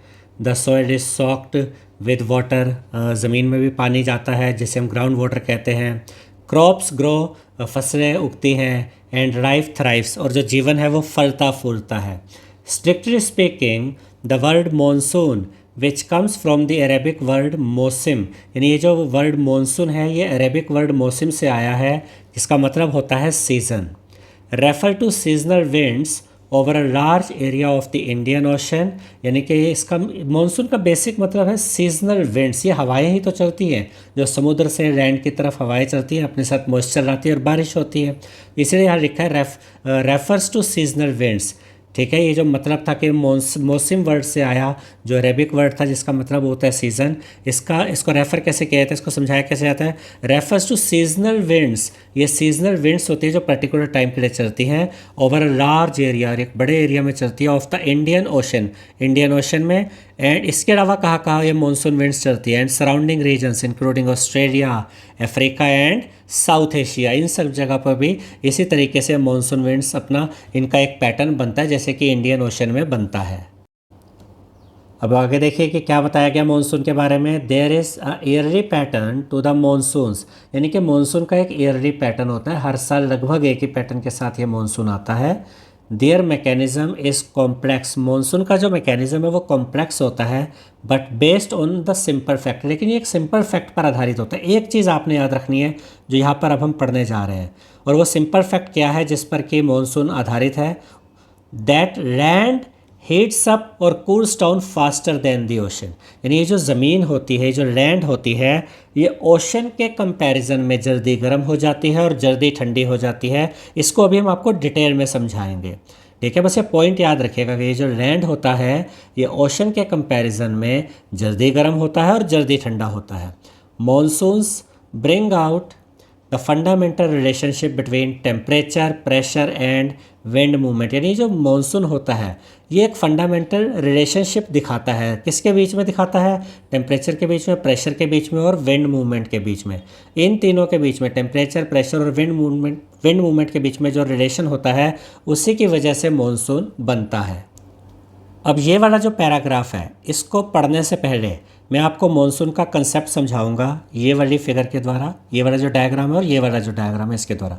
उसके बाद हम फिर इस वाले पैराग्राफ पे आएंगे। अब ध्यान से समझिए मानसून के जो विंड्स होती है वो कैसे काम करती है। देखिए यहाँ पर आपको ये लैंड नज़र आ रहा है, ठीक है, ये ध्यान रखिएगा। जैसे इंडिया है, इंडिया का ये लैंड है, तो ये जो लैंड होता है, लैंड वाली ये जो ज़मीन है, ये जो लैंड है, ये जो ज़मीन है, ये गर्मियों के दिनों में, देखिए समर की बात हो रही है तो मानसून आपके जब गर्मी बहुत बढ़ जाती है उसके बाद ही मानसून आता है ना, तो गर्मियों के दिनों में, समर में, ये जो लैंड होती है ना इसकी हीट बहुत, ये जल्दी गर्म हो जाती है। लेकिन ये जो यहाँ पर आप ओशन देखेंगे, ये इंडियन ओशन है, ठीक है। अब यहाँ पर जो ओशन का जो वाटर आप देखेंगे ये उतनी जल्दी गर्म नहीं होता, ये कंपैरेटिवली थोड़ा ठंडा रहता है, ठीक है। अब लैंड जल्दी गर्म हो गई। अब लैंड जब गर्म हो गई तो इसकी जो एयर होती है वो गर्म होकर ऊपर की तरफ उठ जाती है। यहाँ पर जो हवा होगी वो ऊपर की तरफ उठ जाएगी, ठीक है। और यहाँ पर इसको कहते हैं लो प्रेशर एरिया। तो लैंड पर एक लो प्रेशर एरिया होता है, इसको आप इमेजिन कर सकते हैं कि इंडिया है, इंडिया के साथ में आपको साउथ में यहाँ पर ओशन नज़र आ रहा है। अब जो लैंड है वो जल्दी गर्म हो गई, ठीक है, तो उसके ऊपर जो हवा है वो गर्म होकर, हल्की होकर ऊपर की तरफ उठती है। हवा गर्म होकर, लैंड के साथ हवा भी उसकी गर्म हो गई और वो ऊपर की तरफ उठ गई। नीचे खाली स्पेस बन गया जहाँ पर अब हवा नहीं है, इसको कहते हैं लो प्रेशर एरिया। जबकि ये जो ओशन है यहाँ पर उतनी गर्मी नहीं होती है, उतनी जल्दी गर्म नहीं होता है, तो यहाँ पर जो हवा है वो नीचे की तरफ अभी रहती है। और जो हवा होती है ना वो हमेशा हाई प्रेशर से लो प्रेशर की तरफ जाती है। अब लैंड के ऊपर जो हवा थी वो तो ऊपर की तरफ चली गई, तो वहाँ पर लो प्रेशर एरिया बन गया, अब नीचे जगह खाली हो गई, वहाँ पर अब हवा नहीं है, इसको कहते हैं लो प्रेशर एरिया। और जो समुद्र है, जो सी है, यहाँ से जो हाई, यहाँ पर होता है हाई प्रेशर एरिया, तो यहाँ से जो हवा होती है वो ऐसे इधर आती है हाई प्रेशर से लो प्रेशर की तरफ। इस चीज़ को आपने समझना है, यहाँ से हाई प्रेशर से लो प्रेशर की तरफ वो इस जगह को भरने के लिए आ जाती है। इसीलिए ये जो मॉनसून विंड्स होती है वो समुद्र से लैंड की तरफ आती है और अपने साथ बहुत सारा मॉइस्चर लेकर आती है, जिसकी वजह से फिर ये बारिश होती है, मॉनसून सीज़न आ जाता है। तो अभी तक क्या मेन चीज़ें हमने सीखी कि जब गर्मियाँ होती हैं, समर होता है, तो लैंड जल्दी गर्म हो जाता है और उसकी जो हवा होती है वो ऊपर उठ जाती है, नीचे एक खाली स्पेस बन जाता है हवा का, और वहाँ पर लो प्रेशर एरिया होता है लैंड पे। जबकि जो ओशन होता है, यहाँ पर अभी भी हवा उतनी गर्म नहीं होती, ओशन अभी उतने गर्म नहीं होते, तो यहाँ पर अभी हवा नीचे काफ़ी होती है। तो ये हाई प्रेशर से लो प्रेशर की तरफ यहाँ पर उस जगह को भरने के लिए आ जाती है, जिसकी वजह, और उसके साथ बहुत सारा मॉइस्चर भी लाती है। तो यहाँ पर इसी को मॉनसून विंड्स कहते हैं और फिर यहाँ पर इंडिया में इस तरीके से ये मॉनसून की बारिश होती है। जबकि इसका अपोजिट अगर आप करेंगे, विंटर में आएंगे तो जो ज़मीन है वो जल्दी ठंडी हो जाती है, जबकि जो ओशन वाटर है वो जल्दी ठंडा नहीं होता है, कंपैरेटिवली गर्म रहता है। तो इस समय पर क्या हुआ, अगर आप विंटर की बात करेंगे, सर्दियों में, तो अब ओशन ज़्यादा गर्म होते हैं तो यहाँ की हवा ऊपर उठ जाती है, तो यहाँ पर लो प्रेशर बन जाता है, ठीक है। और यहाँ पर अभी हाई प्रेशर होता है, यहाँ पर हवा अभी नीचे है और हाई प्रेशर है। तो इस केस में क्या होता है कि जो हवाएं होती हैं वो इस तरीके से ज़मीन से, इस तरीके से ज़मीन से आगे समुद्र की तरफ बहती है, यानी गर्मियों से अपोजिट हो जाता है।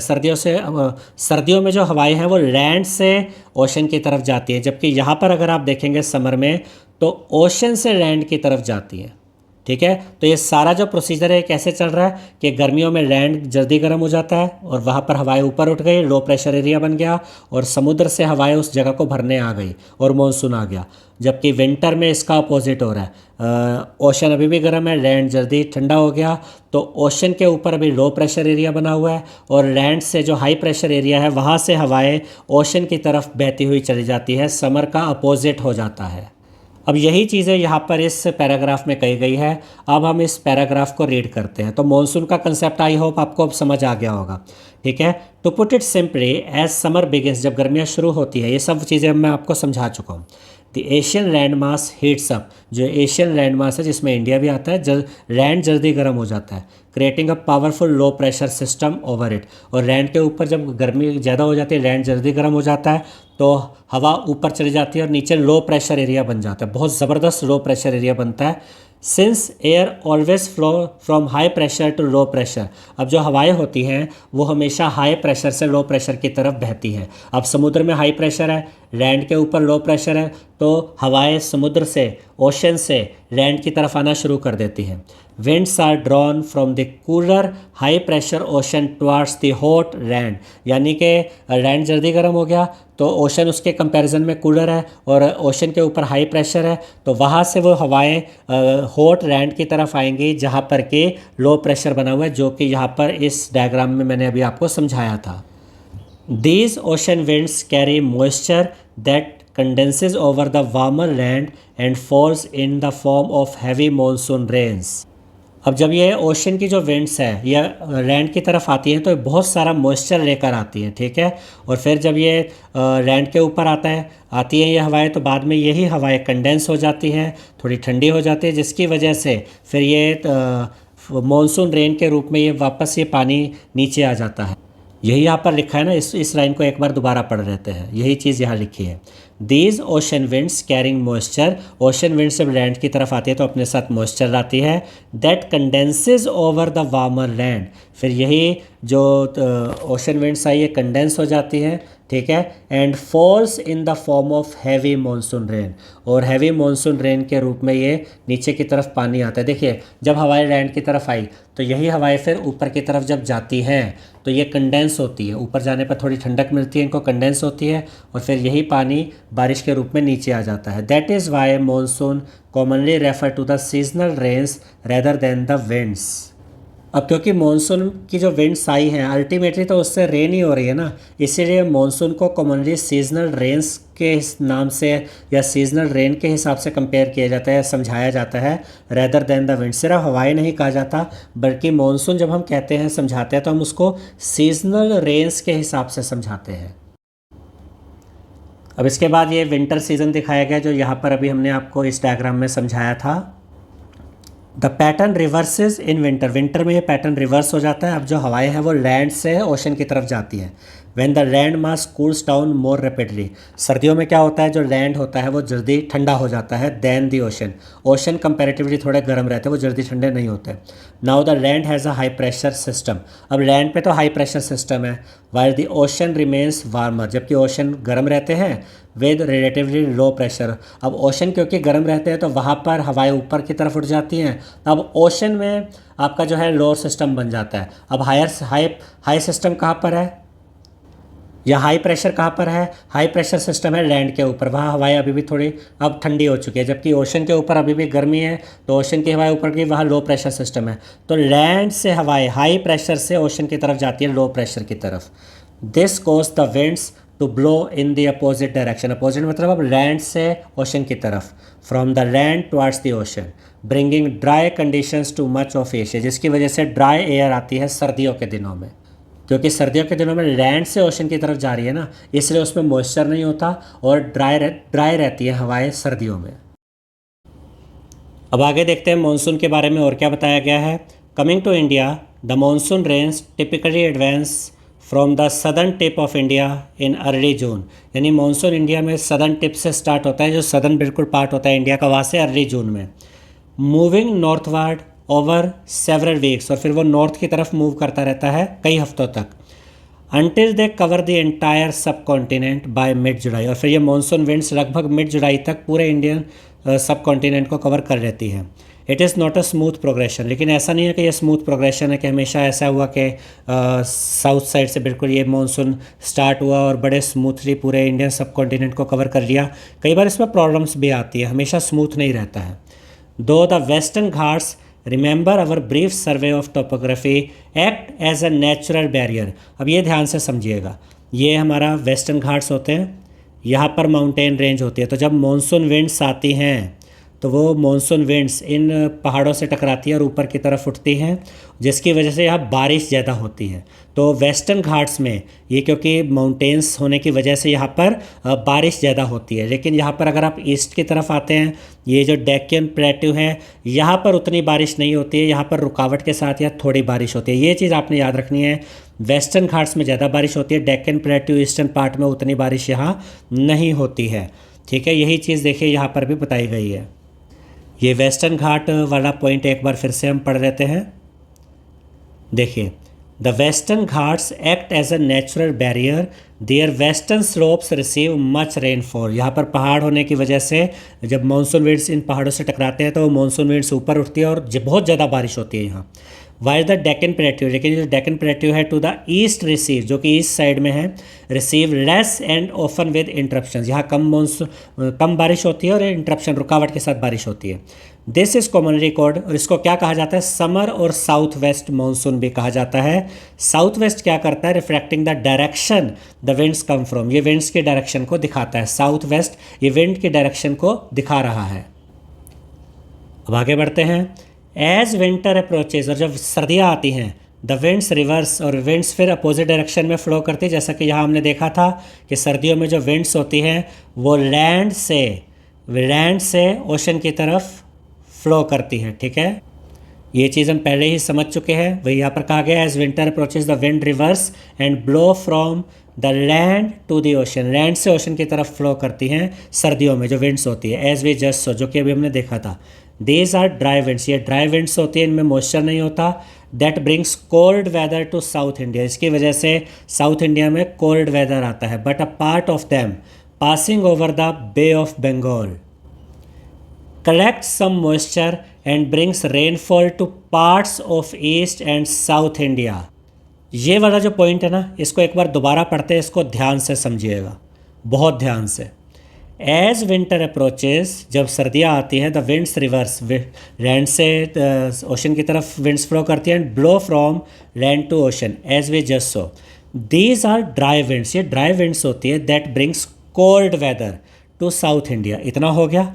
But a part of them, लेकिन इन विंड्स का कुछ पार्ट ऐसा होता है passing over the Bay of Bengal, जो कि बे ऑफ बंगाल के ऊपर से पास हो रहा होता है, कलेक्ट सम मॉइस्चर, और फिर वो थोड़ा मॉइस्चर कलेक्ट कर लेती है वो winds, and brings rainfall two parts of east and south India, जिसकी वजह से जो इंडिया का जो ईस्टर्न पार्ट फिर होता है और जो साउथ इंडिया का कुछ पार्ट होता है वहाँ सर्दियों में भी बारिश होती है, क्योंकि ये विंड्स वैसे तो ड्राई होती है, लेकिन जैसा कि यहाँ बताया गया कि जब ये बे ऑफ बंगाल के ऊपर से जाती हैं तो ये कुछ मॉइस्चर कलेक्ट कर लेती है, जिसकी वजह से इंडिया के कुछ ईस्टर्न पार्ट्स में और साउथ इंडिया के कुछ पार्ट्स में सर्दियों में बारिश होती है। This is called the winter और नॉर्थ ईस्ट मानसून, जिसको विंटर मानसून या नॉर्थ ईस्ट मानसून भी कहा जाता है। अब इसके बाद हमें दिया गया है डोंट मिस आउट। यहाँ पर एक जगह का नाम बताया गया जो कि मेघालय में है, इसका नाम है मोजिनराम, लोकेटेड इन मेघालय। ये मेघालय में है मोजिनराम नाम की जगह। यहाँ पर सबसे ज़्यादा बारिश होती है दुनिया में। Receives the highest average annual rainfall in the world. एक साल में सबसे ज़्यादा बारिश कहीं होती है तो मोजिनराम में होती है, जो कि मेघालय में है। अबाउट 11,000 मिलीमीटर, एक साल में 11,000 मिलीमीटर बारिश होती है, which is the same as 11 metres. तो एक साल में इतनी ज़्यादा बारिश यहाँ पर होती है। ठीक है, अब इसके बाद देखिए, the monsoons have inspired many ragas, यानी कि मानसून ने बहुत सारे, ये जो क्लासिकल म्यूज़िक होता है ना, बहुत सारे रागा होते हैं, बहुत सारे रागास को भी इसने इंस्पायर किया मानसून ने, in both Carnatic and Hindustani classical music. Hindustani classical music normally जो नॉर्दर्न साइड पे जो क्लासिकल म्यूज़िक ओरिजिनेट हुआ उसको इंस्पायर किया मानसून ने, और कार्नेटिक क्लासिकल म्यूज़िक हुआ जो कि सदर्न साइड में, सदर्न इंडिया में हुआ।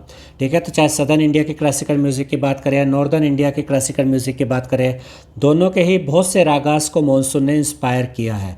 यहाँ पर एग्जाम्पल भी दिए गए हैं, जिसमें से एक है मेघ मल्हार और दूसरा है अमृथा वर्षिनी। ये दो क्लासिकल म्यूज़िक एग्जाम्पल के रूप में दिए गए हैं जो कि मानसून से इंस्पायर्ड है। Are names of a couple of them.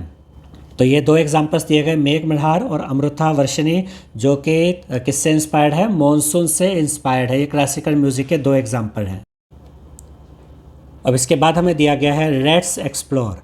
Since the ability to predict the monsoon rainfall has been an important aspect of life in India, यानी कि जो एबिलिटी होनी चाहिए जो कि मानसून को प्रेडिक्ट कर सके, मानसून रेनफॉल को, ये बहुत ही ज़रूरी रही है हमेशा से भारत में जीवन के लिए, क्योंकि पुराने समय में भी तो लोग खेती बाड़ी पर ही निर्भर करते थे, तो उस समय मशीनरी तो कोई होते नहीं थे, इक्विपमेंट कोई होते नहीं थे, कैसे पता करते थे कि मानसून आने वाला है, क्योंकि ये जानना तो बहुत ज़रूरी था। तो इसके लिए क्या किया हमारे एंसेस्टर्स, हमारे पूर्वजों ने, our ancestors observed nature around them carefully. उन्होंने अपने आसपास नेचर को ध्यान से देखना शुरू किया, ऑब्जर्व किया नेचर को। They developed local traditional knowledge through their experience, और अपने एक्सपीरियंस के द्वारा उन्होंने कुछ लोकल ट्रेडिशनल नॉलेज उन्होंने डेवलप कर ली। उन्होंने इतनी चीज़ें देख ली कि हाँ ऐसा होगा तो मानसून आने वाला है, ऐसा भी नहीं है तो मानसून नहीं आएगा। This traditional knowledge is an important heritage we must preserve. ये हमारे लिए एक धरोहर है जिसको हमें बचा के रखना चाहिए, कि बिना आजकल की आधुनिक मशीनों के भी पता लगाया जा सकता है कि मानसून आने वाला है कि नहीं।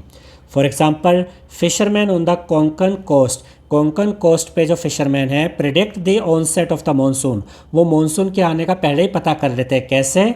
When fishes that normally stay under water are seen at the surface। कुछ ऐसी मछलियाँ होती हैं जो नॉर्मली नीचे ही रहती है पानी के, लेकिन जब वो मछलियाँ ऊपर आकर तैरने लगती है तो ये फिशरमैन समझ जाते हैं कि मानसून आने वाला है। तो ये नेचर ही उनको बता देती है। In parts of southern India, और सदर्न इंडिया के कुछ पार्ट्स में monsoon is set to arrive, कि ये माना जाता है, ये कहा जाता है कि मानसून आने वाला है with in 50 days after the golden shower tree. अगर गोल्डन शावर ट्री ब्लूजम, अगर गोल्डन शावर ट्री जिसको कैसिया फिस्टुला भी कहते हैं, जब ये जो पौधा होता है, जब ये फलने फूलने लगता है, इसमें पौधे आने लगते हैं, ब्लूजम होने लगता है, तब ये समझ लिया जाता है कि अगले 50 दिनों में मानसून आ जाएगा। तो देखिए नेचर खुद ही बता देती है। Some communities also believe that when crows build their nest high on tree tops it indicates less rainfall. और लोग ये भी मानते हैं कि जो कौवे होते हैं, जो क्रोज होते हैं, जब वो ऊंचाई पर अपने नेस्ट बनाते हैं, ऊंचाई पर, पेड़ों पर ऊंचाई पर अपने घोंसले बनाते हैं, तो वो समझ जाते हैं कि अभी कम बारिश होगी, अभी तेज़ बारिश नहीं होने वाली है। Whereas if the nest are lower, लेकिन अगर कौवे नीचे की हाइट, नीचे पे, कम हाइट पे अपने नेस्ट बनाते हैं, घोंसले बनाते हैं, rainfall is likely to be heavy. तब ये जब ये समझा जाता है, माना जाता है कि अगर इनके घोंसले नीचे की तरफ बन रहे हैं तो इसका मतलब भारी बारिश होने वाली है। ठीक है। Make a list of such local knowledge about rain, fog, snow और हेयर इन योर एरिया। यानी आपको अपने लोकल नॉलेज पता करनी है, अपने बड़े बुज़ुर्गों से, दादा दादी से, या सब इन सब से पता करना है कि इनकी लोकल नॉलेज क्या है, ये कैसे नेचर से कुछ पता करते हैं रेन के बारे में, कि रेन या फॉग या स्नो या हेयर आने वाला है, कि इसके बारे में इनकी लोकल नॉलेज क्या है, ये आपको पता करनी है। अब इसके बाद हमें दिया गया है क्लाइमेट एंड आवर लाइफ्स, यानी हमारा जीवन और क्लाइमेट ये आपस में कैसे जुड़े हुए हैं। अब इसके बारे में हम पढ़ेंगे। Our lifes are deeply connected with the climate and dependent on it, यानी कि हमारा जीवन बहुत गहराई से क्लाइमेट के साथ जुड़ा हुआ है और क्लाइमेट पर डिपेंड भी करता है, निर्भर भी करता है। The impact of climate is visible in local cultures. For instance, उदाहरण के लिए जो लोकल कल्चर्स होते हैं उनके ऊपर क्लाइमेट का इम्पैक्ट, क्लाइमेट का प्रभाव लोकल कल्चर पे बहुत स्पष्ट रूप से विजिबल होता है, दिखाई देता है। And India has many festivals associated with seasons and agricultural activities. और भारत के बहुत से ऐसे फेस्टिवल्स हैं जो कि सीजन्स के साथ जुड़े हुए हैं और एग्रीकल्चरल एक्टिविटीज़ के साथ जुड़े हुए हैं। ऐसे बहुत से फेस्टिवल्स भारत में हैं। अब इसके बाद हमें दिया गया है let's explore. Reach out to your grandparents, अपने ग्रैंड पेरेंट्स के पास जाइए और एल्डर्स और अपने बड़े बुजुर्गों के पास जाइए। इन योर नेबरहुड, अपने घर में या घर के आसपास जो पड़ोस में बड़े बुजुर्ग होते हैं उनसे बात कीजिए। Ask them about the traditional festivals and dances they remember from their childhood and youth, और उनसे पूछिए कि वो अपने बचपन से और अपने यंग एज से वो कौन कौन से ट्रेडिशनल फेस्टिवल और डांसेस वो बनाते आए हैं, उनके बारे में पूछिए, उनके ट्रेडिशनल डांसेस के बारे में, ट्रेडिशनल फेस्टिवल्स के बारे में। Specially those related to agriculture and rain, specially वो फेस्टिवल्स या वो ट्रेडिशनल डांसेस जो कि जुड़े हुए हैं उनके एग्रीकल्चर से और रेन से। What rituals did they participate in, वो कौन कौन से रीति रिवाज करते हैं ये पूछिए। Then organise a cultural fest with your friends, फिर अपने फ्रेंड्स के साथ एक कल्चरल फेस्ट ऑर्गेनाइज कीजिए। You can showcase some of the dances, songs and activities your elders shared with you, और अपने क्लासमेट्स के, अपने फ्रेंड्स के साथ आप ये डांसेस, सॉन्ग्स और एक्टिविटीज़ शेयर कीजिए जो कि तो उनको दिखाइए जो कि आपके एल्डर्स ने आपके साथ शेयर की हैं। Whether it is a dance, harvest ritual और अ सिंपल स्टोरी, ये एक डांस हो सकता है या खेती फसलों से जुड़ा हुआ कोई रिचुअल हो सकता है या कोई सिंपल स्टोरी हो सकती है। About a prayer to rain, जैसे कि एक प्रेयर हो सकती है रेन के लिए जो कि रेन गॉड से की जाती है। ये सब चीज़ें जो भी आपके एल्डर्स ने आपको बताई है वो अपने फ्रेंड्स के साथ शेयर कीजिए। Try to bring this tradition to life for your classmates, और अपने क्लासमेट्स को इन सब चीज़ों के बारे में बताइए। अब इसके बाद देखिए यहाँ पर कुछ फेस्टिवल्स की इमेजेस दिखाई गई हैं, जैसे कि बिहू, छठ पूजा, मकर संक्रांति। ये फेस्टिवल्स जो है ये आपके एग्रीकल्चर से, आपके क्लाइमेट से रिलेटेड है। बैसाखी है, पोंगल है, और भी यहाँ पर फेस्टिवल्स की इमेजेस दी गई हैं, जैसे कि यहाँ लोहड़ी की इमेज दिखाई गई है, ये ओनम है।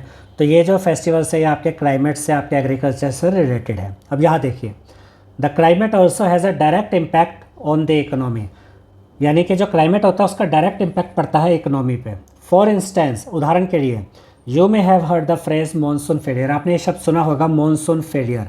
जब कभी मानसून ठीक से नहीं आता तो कहा जाता है कि मानसून फेलियर हो गया, अब महंगाई बढ़ जाएगी, क्योंकि मानसून नहीं होगा तो पानी की कमी हो जाएगी, खेती बाड़ी सही से नहीं होगी, और जब वेजिटेबल, फ्रूट्स, खाने पीने की चीज़ें जब से प्रॉपर उग नहीं पाएगी पानी की कमी की वजह से, तो फिर उन चीज़ों की फिर जो महंगाई है उनकी बढ़ जाती है, क्योंकि चीज़ें कम पड़ जाती है, डिमांड ज़्यादा होती है। विच रेफर्स टू, यानी मानसून फेलियर अगर हो जाए तो इसका क्या मतलब होता है, तो poor rainfall during the monsoon season. इसका मानसून फेलियर का मतलब है कि मानसून सीज़न में अच्छी बारिश नहीं हुई है, बारिश पूरी नहीं हुई है। इन सच केसेस के इसमें क्या होता है, दी एग्रीकल्चर सफ़र्स, यानी कि खेती बाड़ी सही से नहीं हो पाती। People, women generally women generally have to walk long distance in search of water, और लोगों को खासतौर पे महिलाओं को पानी की खोज में दूर दूर तक जाना पड़ता है, क्योंकि मानसून ठीक से नहीं आया, बारिश ठीक से नहीं हुई तो पानी की कमी हो जाती है। And agricultural labourers are likely to migrate to the cities, और जो किसान होते हैं जो खेती बाड़ी करते हैं, जब मानसून ही ठीक से नहीं आता तो फिर ये काम की खोज में शहरों में जाते हैं, मजदूरी करते हैं वहाँ पे। फूड जैसे कि grains, vegetables and fruits to begin with become costlier, ये सब चीज़ें फिर महंगी होनी शुरू हो जाती हैं। फ्यूरिंग इन्फ्लेशन, फिर वही चीज़ की कीमतें बढ़ जाती हैं।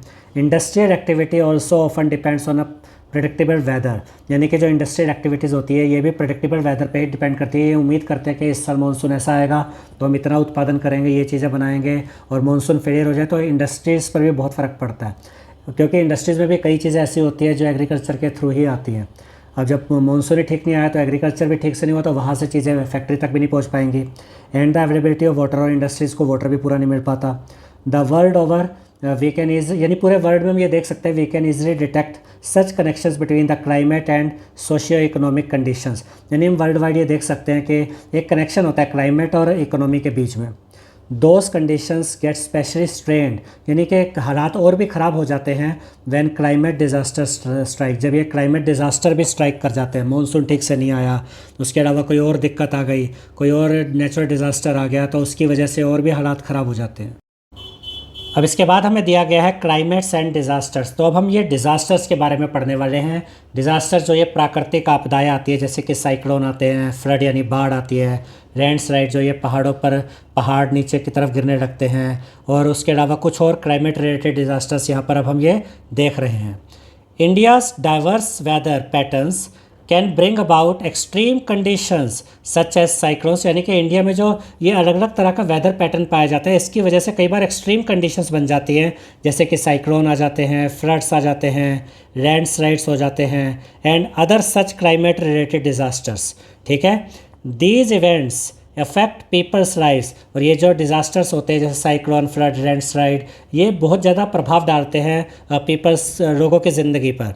डिसरप्ट एग्रीकल्चर, एग्रीकल्चर में बहुत तबाही मचा देते हैं, ये फसलों को ख़राब कर देते हैं। डैमेज इंफ्रास्ट्रक्चर, कई तरह के इंफ्रास्ट्रक्चर जैसे ब्रिज होते हैं, पुल हो गए, ब्रिज हो गए, इस तरह की चीज़ें भी ख़राब कर देते हैं, तोड़ देते हैं, बर्बाद कर देते हैं। एंड डिस्टर्ब लोकल इकोनॉमीज़, और इसके अलावा जो इकोनॉमी है इस पर भी बहुत फ़र्क पड़ता है। तो सबसे पहले हम देखते हैं साइक्लोन्स के बारे में। साइक्लोन्स क्या होते हैं? Every year the Indian coastline, जो ये भारत में समुद्री किनारे होते हैं, समुद्र के किनारे होते हैं, समुद्री इलाके, specially the eastern coast, specially eastern coast की अगर हम बात करें तो वहाँ साइक्लोन बहुत बनते हैं। Witness several cyclones, eastern coast पे तो बहुत साइक्लोन बनते हैं। In past years some of them have been highly destructive, पिछले कुछ सालों में तो कहीं बहुत ख़तरनाक साइक्लोन्स आए हैं। Resulting in the loss of human and animal life, जिससे कि बहुत लोगों की और एनिमल्स की डेथ हुई है। डैमेजिंग प्रॉपर्टी, बहुत प्रॉपर्टी भी डैमेज होती है इनसे, एंड इंफ्रास्ट्रक्चर पे भी नुकसान पहुंचता है इससे। अपरूटिंग ट्रीज, इससे पेड़ भी उखड़ जाते हैं, इतनी तेज़ हवाएं चलती हैं। And causing soil erosion, soil erosion होता है मिट्टी का अपनी जगह से हट जाना, तो सॉइल इरोजन भी होता है साइक्लोन्स की वजह से।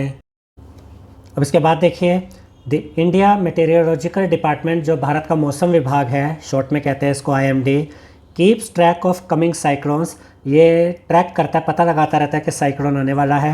And provides information on their formation, और ये इंफॉर्मेशन देता रहता है कि साइक्लोन बन रहा है, एवोल्यूशन के साइक्लोन किस तरीके से बड़ा हो रहा है, क्या चेंजेस आ रहे हैं उसमें, प्लेस ऑफ लैंडिंग यानी साइक्लोन कहाँ पर आएगा, एट्सेट्रा। ठीक है, अब इसके बाद देखिए, the national disaster response force, जो जिसको हम NDRF कहते हैं, जब भी कोई नेशनल डिज़ास्टर होता है, किसी तरह की प्राकृतिक आपदा आती है, तो ये उसको, प्राकृतिक आपदा हो गई या मैन मेड, ह्यूमन मेड आपदा हो गई, उसमें ये मदद करने जाते हैं, सहायता करने जाते हैं। Is specially trained to respond to natural as well as human made disaster, चाहे नेचुरल डिज़ास्टर हो चाहे ह्यूमन मेड डिज़ास्टर हो, ये उसमें मदद के लिए जाते हैं। NDRF battalions are located at 12 different locations in India, और ये जो NDRF की जो टीम्स है ये 12 डिफरेंट लोकेशंस पे है इंडिया में। The NDRF has played a key role in rescue and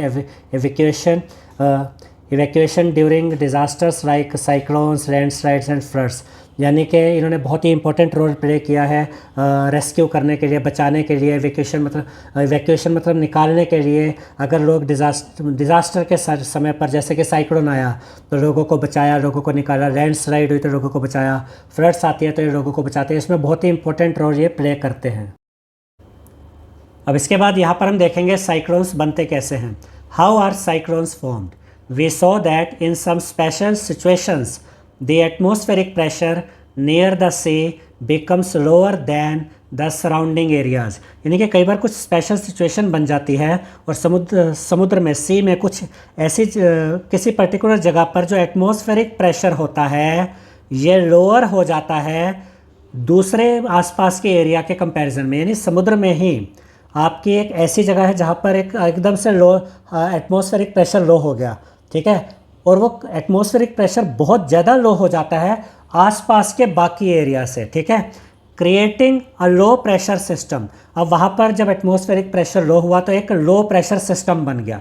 अब समुद्र में एक ऐसा जगह है जहाँ पर लो प्रेशर सिस्टम बन गया है, लेकिन बाकी की जगह पर जो एटमॉस्फेरिक प्रेशर है वो हाई है, तो वहाँ से हवाएं उस लो प्रेशर वाली जगह पर आना शुरू हो जाती हैं। देखिए यही यहाँ पर लिखा हुआ है, देखिए, this is an invitation to the air from surrounding areas to come into the low pressure area. अब जिस जगह पे लो प्रेशर एरिया बना हुआ था, अब उसके आसपास की बाकी जगहों पे तो हाई प्रेशर एरिया है, वहाँ से हाई प्रेशर एरिया से जो हवाएं हैं वो लो प्रेशर एरिया की तरफ आना शुरू हो जाती हैं। And the air from the sea moves in bringing with it moisture and rain. अब इसको आप थोड़ा सा इमेजिन कीजिए कि हम एक रफली ये देखते हैं कि मान लीजिए एक समुद्र है, समुद्र में इतना एरिया ऐसा है जहाँ पर लो प्रेशर बन गया है, ठीक है, बाकी जगह पर इधर हाई प्रेशर है, तो यहाँ सब जगह से जो एयर है वो यहाँ लो प्रेशर की तरफ आना शुरू कर देगी, ठीक है, और ये जो हवाएं लो प्रेशर की तरफ आ रही हैं ये अपने साथ मॉइस्चर और बहुत सारा मॉइस्चर और रेन लेकर आती हैं। When the low pressure system is intense and the wind speeds are high, अब ये लो प्रेशर एरिया में बहुत ज़्यादा हवा आ जाती है, बहुत ज़्यादा हवा चारों तरफ से आके इकट्ठी हो जाती है और विंड स्पीड भी बहुत ज़्यादा होती है। दिस में रिजल्ट इन अ साइक्लोन, इसकी वजह से साइक्लोन बनता है। अब इसके बाद देखिए क्या बताया गया है। As winds collect moisture they form clouds. देखिए विंड्स आप देख रहे हैं ये अंदर की तरफ आ रही है, ऐसे इस तरफ लो प्रेशर की तरफ ये बहुत सारा मॉइस्चर लाती हैं। दे फॉर्म क्लाउड्स, बादल बनाती हैं। And rotate inwards towards the centre of the depression, और ये इधर अंदर की तरफ जैसे एक तरफ आ रही है और फिर ये घूमना शुरू कर देती है, ठीक है, towards the centre of depression, यहाँ आकर ये घूमना शुरू कर देती है। This centre which is cloudless, ये जो सेंटर होता है यहाँ पर, is called the I of the cyclone. ये यहाँ पर आप इमेज में भी देख सकते हैं, ये आई ऑफ द साइक्लोन कहलाता है। आसपास देख सकते हैं बादल ही बादल है, लेकिन यहाँ पर इस सेंटर में आपको बादल नज़र नहीं आएगा, ठीक है, इसको आई ऑफ द साइक्लोन कहा जाता है। इसके चारों तरफ देख सकते हैं बहुत सारे बादल आपको नज़र आएंगे, ठीक है। अब ज़रा वापस यहाँ पर आते हैं। अब यहाँ पर देखिए क्या बताया गया, think about it, what are clouds, clouds क्या होते हैं। White rums in the sky, you might say, यानी कि अगर आप बादलों को देखेंगे तो आप कहेंगे कि ऊपर आसमान में कुछ वाइट से कुछ टुकड़े हैं, कुछ कण हैं। But what are they made of, लेकिन ये बादल बनते कैसे हैं। The answer is simple, water, water से बनते हैं। But not just any water, लेकिन ऐसे नहीं कि किसी भी तरह के वाटर से। Clouds are masses of water droplets, इसमें वाटर ड्रॉपलेट्स बहुत बड़ी मात्रा में होते हैं। इसके अलावा आइस क्रिस्टल्स होते हैं और अ मिक्सचर ऑफ बोथ, यानी कि वाटर ड्रॉपलेट्स और आइस क्रिस्टल्स दोनों हो सकते हैं। That are suspended in the atmosphere, जो कि एटमॉस्फेयर में घुले मिले होते हैं, यानी कि एटमॉस्फेयर के अंदर वाटर ड्रॉपलेट्स और आइस क्रिस्टल्स जब घुल मिल जाते हैं तो इन्हीं से वो आपके क्लाउड्स बनते हैं। इसके बाद यहाँ पर ये चीज़ें, ये टर्म्स सारे मैं पहले आपको बता चुका हूँ। Winds bringing moist air from the sea, हमने देखा था हवाएं जो होती हैं वो लो प्रेशर एरिया की तरफ जाती हैं, बहुत सारा मॉइस्चर लेके लो प्रेशर की तरफ बढ़ती हैं और क्लाउड्स बनते हैं, ये भी हम देख चुके हैं। ये साइक्लोन की इमेज होती है, ये आप देख सकते हैं कि कितना ख़तरनाक कोई साइक्लोन हो सकता है, ठीक है। और ये आई ऑफ द स्टॉर्म जो हमने बताया था, ये आई ऑफ द स्टॉर्म होती है यहाँ पर। अब इसके बाद अब हम पढ़ेंगे फ्लड्स के बारे में, यानी बाढ़ के बारे में। तो बाढ़ क्या होती है, कैसे बनती है, ये अब हम पढ़ेंगे। अ flood occurs when water overflows into normally dry land, यानी कि नॉर्मली जो ड्राई लैंड होते हैं वहाँ पर जब वाटर ओवरफ्लो हो जाता है, बहुत सारा पानी आ जाता है फ्लो करता हुआ, तो इसको हम कहते हैं flood. This could be due to heavy rainfall generating huge run off water that the land can not absorb. और ऐसा तब होता है जबकि इतनी ज़्यादा बारिश हो जाए कि जो लैंड है वो उस पानी को एब्जॉर्ब ही ना कर पाए और पानी वहाँ पर बहुत ज़बरदस्त तरीके से बहता है। तो ये एक रीज़न होता है, हैवी रेनफॉल इसका रीज़न होता है बाढ़ आने का। और due to excessive accumulation of water in bodies like rivers and lakes. और ऐसा भी हो सकता है कि रिवर्स और लेक्स में बहुत ज़्यादा मात्रा में पानी इकट्ठा हो जाए अनटिल द वाटर ओवरफ्लोज और देयर बैंक्स आर ब्रीच्ड। और उसके बाद या तो वो बहुत ज़्यादा जो पानी इकट्ठा हो गया रिवर्स में और लेक्स में, अब या तो वो ओवरफ्लो होकर बाहर निकल जाए या फिर उसके किनारे टूट जाए और वो पानी बाहर निकल जाए तो बाढ़ आ जाती है। Floods occur frequently during the monsoons के समय पर अक्सर बाढ़ आ जाती है। States such as Uttar Pradesh, Bihar, Kerala, Andhra Pradesh and Assam are particularly vulnerable to floods. ये सब जो जगह बताई गई है, उत्तर प्रदेश, बिहार, केरला, आंध्र प्रदेश एंड असम, यहाँ बाढ़ आने के चांसेस बहुत ज़्यादा होते हैं। ठीक है, अब देखिए क्या कहा गया है। हैव यू सीन और रीड अबाउट फ्लड्स। क्या आपने फ्लड देखी है या फ्लड के बारे में सुना है, पढ़ा है? Look at the physical map of India. तो इंडिया के फिजिकल मैप पे देखिए। Discuss in pairs why you think floods occur in the areas mentioned above. और यहाँ पर जो ये एरियाज़ बताए गए हैं, यहाँ पर क्या रीज़न होते हैं कि यहाँ पर इतनी बाढ़ आती है, इतने फ्लड्स आते हैं, इस चीज़ को आपने डिस्कस करना है पेयर्स में। अब इसके बाद देखिए बताया गया हिमालयन रीजन में बाढ़ क्यों आती है। In the Himalayan regions on the other hand, यानी कि अब हम बात कर रहे हैं हिमालयन रीजन्स की। फ्लड्स अकर, फ्लड तब आती है व्हेन ग्लेशियर लेक्स ओवरफ्लो। जब ग्लेशियर लेक्स ओवरफ्लो होती है। ग्लेशियर लेक्स क्या होती है? Glacier lakes form a barrier of rocks and ice, यानी कि ये एक ऐसे बाउंड्री से बना देती है ग्लेशियर लेक्स जिसके चारों तरफ या तो पत्थर होते हैं या फिर काफ़ी सख्त बर्फ़ होती है। टू होल्ड देयर वाटर, जिसके अंदर बहुत सारा पानी इकट्ठा रहता है। विच ऑफन कम्स, और ये पानी बीच में यहाँ से आता कहाँ से है? फ्रॉम मेल्टिंग ग्लेशियर्स, यानी आसपास जो मेल्टिंग ग्लेशियर्स होते हैं, बर्फ़ के जो ग्लेशियर्स होते हैं ये वहाँ से वो मेल्टिंग होते हैं, तो वहाँ से पानी इस तरीके से इनमें आता रहता है और यहाँ इकट्ठा होता रहता है। इसको हम क्या कहेंगे? यहाँ पर क्या कहा गया है? Glacier lakes. अब इसमें बहुत सारा पानी इकट्ठा हो जाता है, आसपास के ग्लेशियर से पानी बहकर, वो मेल्टिंग ग्लेशियर होते हैं, वहाँ से पानी आकर इधर इकट्ठा होता रहता है। ठीक है। If the glaciers melt too fast, अब जो आसपास के ग्लेशियर हैं वो तेज़ी से पिघलते हैं अगर, as is increasingly the case, अब तो ये बहुत तेज़ी से पिघल रहे हैं आजकल जो ग्लोबल वार्मिंग हो रही है उसकी वजह से। और if there is too much rainfall, या फिर बारिश बहुत ज़्यादा हो जाती है, तो या तो अगर जो मेल्टिंग ग्लेशियर है वहाँ से पानी बहुत ज़्यादा बहकर यहाँ आ रहा है ग्लेशियर लेक्स में, या बहुत ज़्यादा बारिश आ गई तो पानी बहुत सारा इकट्ठा हो गया। The build up of pressure can cause the water, इससे इतना ज़्यादा पानी का प्रेशर बन जाता है जिसकी वजह से to break through the barrier, जो पानी होता है वो इस बैरियर को तोड़ देता है। ये बैरियर तोड़ के ये पानी बाहर निकल पड़ता है, बाढ़ का रूप ले लेता है। This is called a glacier burst, और हम कहते हैं ग्लेशियर बस्ट हो गया, फट गया। And it often has devastating consequences, से कई खतरनाक परिणाम होते हैं फॉर पीपल एंड प्रॉपर्टीज, से लोगों की जान बहुत जा सकती है और प्रॉपर्टीज़ को भी बहुत नुकसान पहुंच सकता है। अब इसके बाद दिया गया है डोंट मिस आउट। यहाँ पर एक घटना बताई गई है 2013 की। इन 2013 Uttarakhand experienced a sudden glacier burst, यानी कि 2013 में उत्तराखंड में अचानक से एक ग्लेशियर बर्स्ट हो गया था और बड़ी ज़बरदस्त बाढ़ आई थी। Caused by continuous heavy rain over several days, कई दिनों तक बारिश होती रही, बहुत ज़्यादा पानी इकट्ठा हो गया और ग्लेशियर फट गया था। ये केदारनाथ टेम्पल के पास हुआ था। मैनी लैंडस्लाइड फॉलोड, इसकी वजह से बहुत लैंडस्लाइड हुआ। Areas around one of India's important sacred sites the Kedarnath temple were completely destroyed, Kedarnath temple के पास ये हुआ था और वहाँ आसपास का बहुत बड़ा हिस्सा लगभग पूरी तरह से तबाह हो गया था। सेवरल विलेजेस वर वॉश्ड अवे, बहुत सारे जो वहाँ के विलेजेस थे बिल्कुल बह गए थे इन द फ्लड्स, बाढ़ में।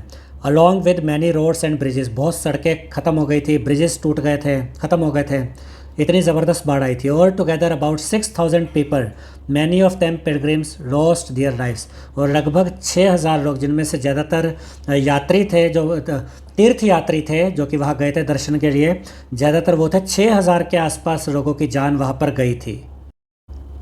अब इसके बाद फ्लड से रिलेटेड और भी इंफॉर्मेशन दी गई है। Many cities experience flooding when there is heavy rainfall, बहुत सी सिटीज़ में जब बहुत ज़्यादा बारिश हो जाती है तो फ्लड आ जाती है। This may be due to, जिसका रीज़न क्या होता है, due to an overburden drainage system. इसका एक तो ये रीज़न हो सकता है कि जो ड्रेनेज सिस्टम है, जो सीवर सिस्टम है, जो जिसमें पानी, बारिश का पानी बहकर जाना चाहिए, वो ओवरबर्डन हो जाता है, पानी इतना ज़्यादा आ जाता है कि पूरा उसमें से जा नहीं पाता। और भी रीज़न होते हैं। और poorly planned construction encroaching on the water veg, यानी जो जहाँ पानी निकलने की जो व्यवस्था होती है वहाँ पर इतनी ज़्यादा कंस्ट्रक्शन कर दी जाती है, इतनी ज़्यादा उस पर कुछ और चीज़ें बना दी जाती है कि पानी का रास्ता ही ब्लॉक हो जाता है। And blocking the flow of water, पानी वहाँ से जा ही नहीं पाता। बिसाइड्स, इसके अलावा अर्बन सर्फेसेज ऑफ कॉन्क्रीट और asphalt do not allow water to be absorb by the earth. अब आपने देखा होगा ये जो सड़कें बनती है, तारकोल की सड़कें बनती है, कॉन्क्रीट सड़कें बहुत हो गई हैं, जिनकी वजह से जो पानी है वो नीचे सेप डाउन नहीं हो पाता। यानी बारिश बहुत आ गई लेकिन वो पानी नीचे कैसे जाए, उसके ऊपर तो एकदम हार्ड कॉन्क्रीट, हार्ड ये एसफाल्ट की सड़कें बन गई है, तो पानी नीचे नहीं जा पाता, जिसकी वजह से बाढ़ आ जाती है। अब इसके बाद अब हम पढ़ेंगे लैंडस्लाइड्स के बारे में। लैंडस्लाइड्स क्या होती है? नॉर्मली ये पहाड़ी इलाकों में होता है, जब कंकड़ पत्थर, पहाड़, ये चट्टानें नीचे खिसकनी शुरू हो जाती है, गिरनी शुरू हो जाती है। और landslide is the sudden collapse, अचानक से गिरना शुरू हो जाता है। क्या क्या? रॉक, सॉइल और डेब्रिज। रॉक हो गए, सो मिट्टी हो गई, डेब्रिज यानी कंकड़ पत्थर टाइप कह लीजिए, एकदम से नीचे आने लग जाता है। कई बार तो बहुत बड़े बड़े टुकड़े नीचे गिरते हैं। Often triggered by heavy rain, normally ये बहुत ज़्यादा जब रेन होती है तब होता है। अर्थक्वेक की वजह से भी हो सकता है और वोल्केनिक एक्टिविटी की वजह से भी हो सकता है। लैंडस्लाइड्स आर कॉमन इन हिली एंड माउंटेनियस रीजन्स, हम आपको बता चुके हैं। ज़्यादातर ये लैंडस्लाइड्स जो होती है ये माउंटेन हिली एरियाज़ में होता है, पहाड़ी इलाकों में, सच एज हिमाचल प्रदेश, उद्भाव इधर चांस होता है इसका, उत्तराखंड में होता है, सिक्किम में, अरुणाचल प्रदेश में। As well as the western Ghats में भी होता है क्योंकि वहाँ भी पहाड़ियाँ होती हैं, एंड हिली रीजन्स में होता है। These events often occur during the monsoon, ज़्यादातर जो लैंडस्लाइड्स के चांसेस होते हैं मानसून सीजन में होते हैं, जब बहुत ज़्यादा बारिश होती है। इन दोज रीजन्स, इन जगहों पे क्या होता है, the chances of landslides have increased due to human activities, और ह्यूमन एक्टिविटीज़ की वजह से भी इन पहाड़ी इलाकों में जो ऊपर में सब जगह देखी, यहाँ पर लैंडस्लाइड के चांसेस अब ज़्यादा हो गए हैं ह्यूमन एक्टिविटीज़ की वजह से भी। और किस तरह की ह्यूमन एक्टिविटीज़ की वजह से? Such as the cutting down of forest, क्योंकि जंगल बहुत काटे जा रहे हैं। एक्चुअली जंगलों से क्या फ़ायदा होता है? जो पेड़ होते हैं ना, वो मिट्टी को भी होल्ड करके रखते हैं। जहाँ पर बहुत घने पेड़ होंगे, मतलब बहुत ज़्यादा पेड़ होंगे, वो मिट्टी को होल्ड करके रखते हैं, तो वहाँ पर लैंडस्लाइड जल्दी नहीं होती। लेकिन जब पेड़ काट देंगे तो मिट्टी लूज़ हो जाती है और जल्दी से खिसक जाती है अपनी जगह से। उसके अलावा building infrastructure without following approved method, और बिना अप्रूव्ड मेथड के, यानी कि कोई सही से नक्शे नहीं बनाए जाते, सही से अप्रूवल नहीं लिया जाता और अपनी मर्जी से बिल्डिंग इंफ्रास्ट्रक्चर खड़े कर दिए जाते हैं पहाड़ी इलाकों में, ये भी एक रीज़न है लैंडस्लाइड का। And the construction of too many buildings, बहुत ज़्यादा बिल्डिंग्स बनाई जा रही है, that blocks the natural flow of water, जिसकी वजह से पहाड़ी इलाकों में जब बिल्डिंग्स ज़्यादा बनाई जाती है तो वो जो नेचुरल फ्लो होता है ना वाटर का, वो रुक जाता है, ठीक है, जिसकी वजह से भी लैंडस्लाइड्स होती हैं। तो अभी तक हमने कौन कौन से डिज़ास्टर देख लिए? साइक्लोन देख लिया, फ्लड देख लिया और लैंडस्लाइड देख लिया। इसके बाद हम देखते हैं एक और डिज़ास्टर, फॉरेस्ट फायर्स, जो ये जंगल में आग लगती है। Forest fires are uncontrolled fires that spread rapidly across vegetation, यानी कि फॉरेस्ट फायर एक बार अगर लग जाए तो इसको कंट्रोल करना बहुत मुश्किल हो जाता है और ये बहुत तेज़ी से फैलती है। जहाँ पर भी ये वेजिटेशन बहुत ज़्यादा होता है, जहाँ पर ये पेड़ पौधे घने जंगल होते हैं, वहाँ ये बहुत तेज़ी से फैलती है। Often fuelled by dry climatic condition, droughts और हाई विंड्स, जहाँ पर सूखापन होगा, ड्राई कंडीशंस होंगी, और जब गर्मी बहुत ज़्यादा होती है ना, मई जून का जैसे महीना होता है, बहुत ज़्यादा गर्मी, सूखापन होता है, इन दिनों में ये जो फॉरेस्ट फायर है इनके लगने के और बढ़ने के चांस बहुत ज़्यादा हो जाते हैं। ड्रॉट्स, जब सूखा पड़ा हुआ है तो ड्राइनेस होती है, हाई विंड्स, हवा तेज़ चल रही है तो ये और ज़्यादा तेज़ी से भड़कती है forest fire. Human carelessness is another frequent cause, इसके अलावा ह्यूमन केयरलेसनेस भी इसका एक कारण हो सकता है। Forest fires are common in states with large forested और ग्रासलैंड एरियाज़, यानी कि जो फॉरेस्ट फायर होती है ये नॉर्मली कहाँ पर ज़्यादा इनके चांसेस है? यहाँ पर बहुत ज़्यादा घने जंगल होंगे, ग्रासलैंड होंगे, जैसे कि Uttarakhand, Himachal Pradesh, Madhya Pradesh and Chhattisgarh, as well as mountain ranges. इसके अलावा ये जो माउंटेन रेंजेस होते हैं यहाँ पर भी तो घने जंगल पाए जाते हैं, such as the western Ghats. Apart from destroying large area of forest, यानी जो फॉरेस्ट फायर होती है ये फॉरेस्ट को तो जला ही देती है, इसके अलावा फायर्स हार्म वाइल्ड लाइफ, इसके अलावा जो उस जंगल में जो जीव जंतु रहते हैं उनके लिए भी खतरनाक होती है ये आग। उसके अलावा डिग्रेड्स द इकोसिस्टम, इकोसिस्टम ख़राब हो जाता है, बहुत पोल्यूशन फैल जाता है हवा में, स्पॉइल द एयर क्वालिटी ख़राब हो जाती है, एंड डिस्प्लेस लोकल कम्युनिटीज़, वहाँ आसपास रहने वाले लोगों को, जहाँ जंगल में आग लगी है उसके आसपास रहने वाले लोगों को बाहर निकालना पड़ता है। The consequences are there for both environmental and economic. तो अगर फॉरेस्ट फायर होती है, कहीं ये जंगल में आग लगती है, तो इसके बहुत ज़्यादा कॉन्सिक्वेंसेज निकलते हैं। एनवायरमेंटल भी पोल्यूशन बहुत फैल जाता है, जंगल जल जाते हैं, पेड़ पौधे जल जाते हैं, जीव जंतु उसमें मर जाते हैं कई। इसके अलावा इकोनॉमिक बहुत लॉस होता है। ठीक है, तो मतलब अलग अलग तरीके के इसके रिजल्ट, इसके कॉन्सिक्वेंसेज आते हैं। इकोनॉमिक लॉस मतलब आर्थिक रूप से भी बहुत नुकसान होता है जंगल से आग लगने का। अब इसके बाद दिया गया है लेट्स एक्सप्लोर। यहाँ पर कुछ चीज़ें करने के लिए दी गई है, इन या 3 चीज़ें। इन सब के आंसर आपको क्वेश्चन आंसर वाली वीडियो में मिल जाएंगे, वहाँ पर आपको पता चल जाएगा कि कैसे इनके आंसर्स को लिखना है। फिर भी हम एक बार इनको पढ़ लेते हैं। Observe figure 3.15। ये जो ऊपर आपको फिगर ये 3.15 दी गई थी, इसको ऑब्जर्व करना है। यहाँ पर आप देख सकते हैं साइक्लोन के effects, landslide, floods, forest fire, इन सब के इफ़ेक्ट्स क्या इम्पैक्ट पड़ता है, इसका क्या प्रभाव पड़ता है वो दिखाया गया है। Describe the effects they may have on people. इनका क्या प्रभाव पड़ता है लोगों पे, प्लांट्स पे, एनिमल्स पे, इकोनॉमिक लाइफ पे। इसका आंसर भी आपको क्वेश्चन आंसर वाली वीडियो में मिल जाएगा। इन ग्रुप्स ऑफ 4 और 5, 4 या 5 के ग्रुप में, identify in each of the above disasters the part of natural cause and the part of human cause. इन सब के क्या नेचुरल कॉजेज़ होते हैं जिनकी वजह से साइक्लोन, फ्लड या जो और प्राकृतिक आपदाएं ऊपर दिखाई गई हैं इमेजेस में, इनके क्या ऐसे कारण होते हैं जो नेचुरल होते हैं, और ऐसे के कारण होते हैं जो ह्यूमन मेड होते हैं या जो इंसानों की वजह से होते हैं। कंपेयर योर कंक्लूजन्स, वो हमें कंपेयर करना है। तो ये भी आंसर आपको नेक्स्ट वीडियो में मिल जाएगा। Discuss in the same group series of preventive measures that could help avoid the above disasters. अब ये जो डिजास्टर्स यहाँ पर हमने देखे हैं, जैसे कि साइक्लोन हो गया, लैंडस्लाइड हो गया, फॉरेस्ट फायर हो गया, फ्लड हो गया, इन सबको कैसे रोका जा सकता है, इसके लिए हम क्या कर सकते हैं ये भी हमें बताना है। यानी क्या प्रिवेंटिव मेजर्स लिए जा सकते हैं, इन सबको रोकने के लिए क्या क्या किया जा सकता है वो हमें बताना है। तो ये तीनों आंसर्स आपको जो नेक्स्ट वीडियो आएगी क्वेश्चन आंसर वाली वीडियो इसी चैप्टर की, उसमें आपको ये सभी आंसर्स मिल जाएंगे। अब इसके बाद हम पढ़ेंगे क्लाइमेट चेंज के बारे में, यानी कि क्लाइमेट चेंज क्यों होता है, क्लाइमेट में चेंज किस वजह से आता है। Climate change refers to significant long term changes in the climate. जब क्लाइमेट में बहुत ज़्यादा चेंजेस हो जाते हैं, लॉन्ग टर्म के लिए चेंजेस हो जाते हैं, तो हम कहते हैं क्लाइमेट चेंज हो गया है। This may be on the scale of the planet, पूरे प्लैनेट का भी क्लाइमेट चेंज हो सकता है, और ऑन अ रीजनल स्केल या किसी जगह का भी क्लाइमेट चेंज हो सकता है। And it involves shifts in temperature. Climate change की वजह से टेम्परेचर में बदलाव आ जाते हैं, प्रेसिपिटेशन बारिशों में बदलाव आ जाते हैं, एंड वेदर इवेंट्स, कई वेदर इवेंट्स चेंज हो जाते हैं। इन पास्ट मिलेनियम मतलब कुछ लगभग 1000 साल, पिछले लगभग 1000 साल में, और इसके बाद ये भी बताया गया we can go back millions of years in fact, और हम पिछले कई लाखों सालों की भी बात कर सकते हैं। Natural processes drove climate change, पिछले कुछ 100 या कुछ हज़ार साल में नेचुरल प्रोसेसेस की वजह से भी क्लाइमेट चेंज हुए हैं। अब आगे देखिए, सिंस द 19th सेंचुरी, 19वीं शताब्दी से, however climate change has been largely driven by human activities. यानी 19वीं शताब्दी से जो क्लाइमेट चेंज का मुख्य कारण है वो ह्यूमन एक्टिविटीज़ है, particularly the burning of fossil fuel, जिसमें एक रीज़न है फॉसिल फ्यूल का जलाना। फॉसिल फ्यूल क्या होते हैं वो यहाँ पर अभी हम रीड करेंगे। फॉसिल फ्यूल्स के जलने से, ऐसे कोयला, पेट्रोल, डीजल, ये सब के जलने से भी क्लाइमेट चेंज बहुत हुआ है। इसके अलावा डिफॉरेस्टेशन जंगलों को काटने से भी क्लाइमेट में चेंजेस आते हैं, और ये चेंजेस अच्छे नहीं होते हैं। एनवायरमेंटली हार्मफुल इंडस्ट्रियल प्रैक्टिसेस, और जो फैक्ट्रीज से भी जो केमिकल्स और ये जहरीले पदार्थ निकलते हैं ये भी सही नहीं होते, इससे भी क्लाइमेट चेंज होता है। And production and patterns of excessive और वेस्टफुल कंजप्शन, इस तरीके की चीज़ें बनाई जा रही है जिनकी या तो यूज़ नहीं थी या ओवर यूज़ करने के लिए बनाई जा रही है।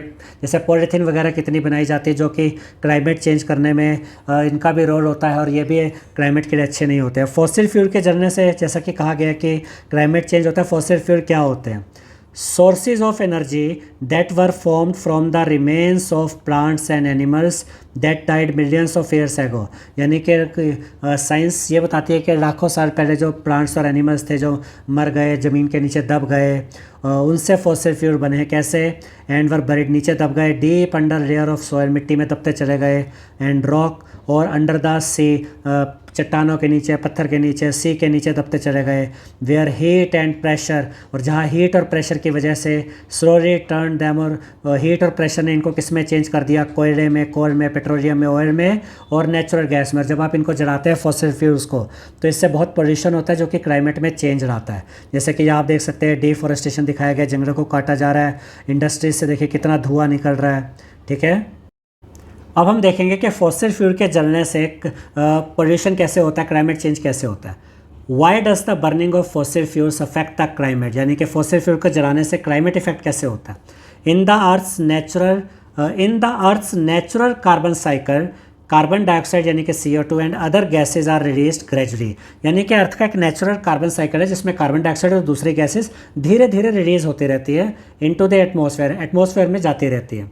And trap heat from the sun, और ये ज़रूरी होती है क्योंकि ये सन हीट को ट्रैप कर लेती है जिससे कि इतना टेम्परेचर बना रहे धरती पे कि जीवन बना रहे। This natural green house effect, ये जो ऐसी गैसेज होती है जैसे कि CO2, ये अर्थ की हीट को ट्रैप कर लेती है, इसको कहते हैं green house effect.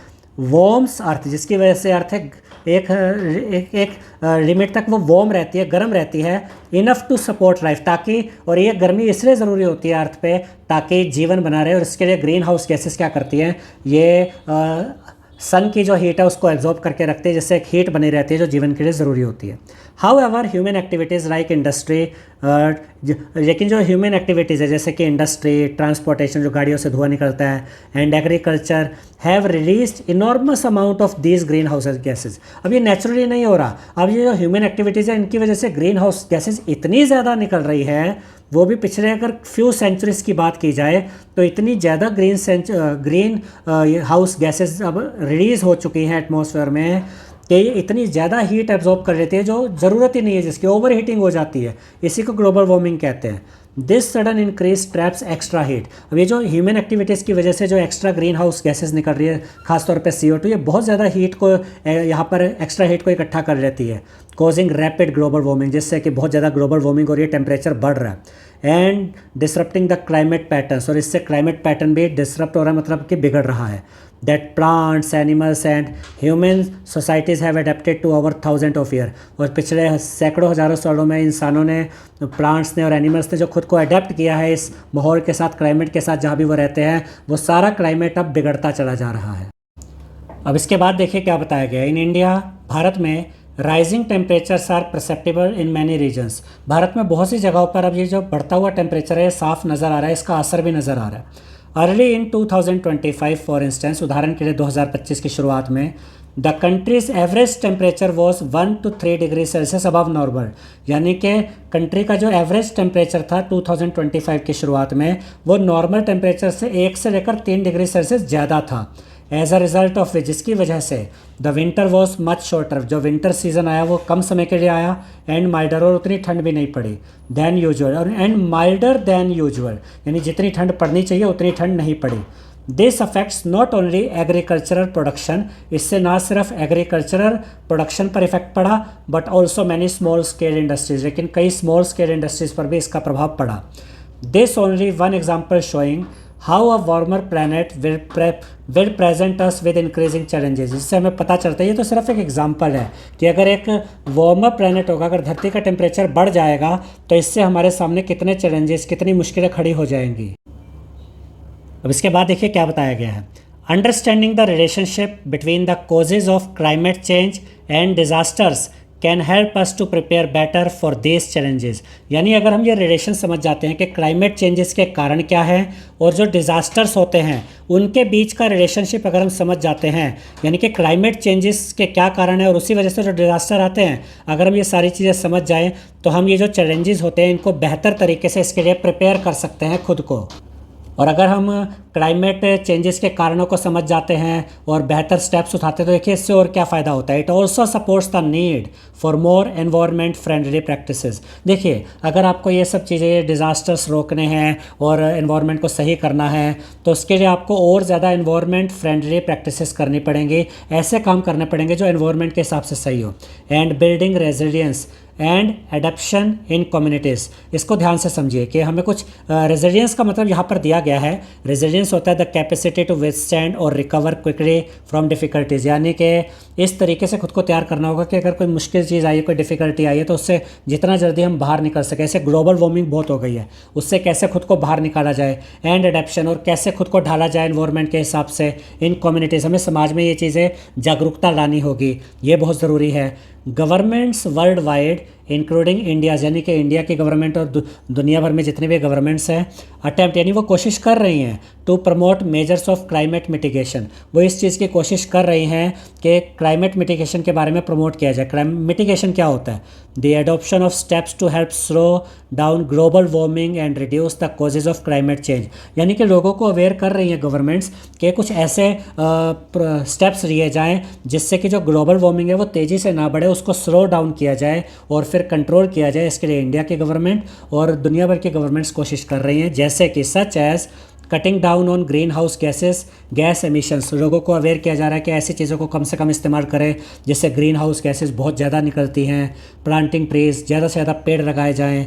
Boosting renewable energy को ज़्यादा प्रमोट किया जाए, जो एनर्जी बार बार यूज़ की जा सकती हैं, ठीक है। एंड इम्प्रूविंग एनर्जी एफिशिएंसी यानी कि अच्छे से एनर्जी को एफिशिएंटली यूज़ किया जाए, वेस्ट ना किया जाए, ये भी लोगों को बताया जाता है। प्रमोटिंग सस्टेनेबल लाइफस्टाइल मतलब लंबे समय तक जिस लाइफस्टाइल को बनाए रखा जा सकता है, ताकि नई नई चीज़ों की जितनी कम ज़रूरत है। मान लो कि पुराने समय को देखें, अगर आज से कोई 150, 200, 250 साल पहले जाए, तो उस टाइम पर एक लाइफस्टाइल में सस्टेनेबिलिटी थी, इतनी ज़रूरतें नहीं थी जितनी कि आज है। आज ज़रूरतें ज़्यादा हैं, बार बार कोई नई चीज़ आ जाती है, उससे फिर और एनवायरनमेंट पे फ़र्क पड़ता है। तो एक सस्टेनेबल लाइफस्टाइल के लिए भी प्रमोट किया जाता है, जिससे कि एनवायरनमेंट में ज़्यादा खराबी ना आए।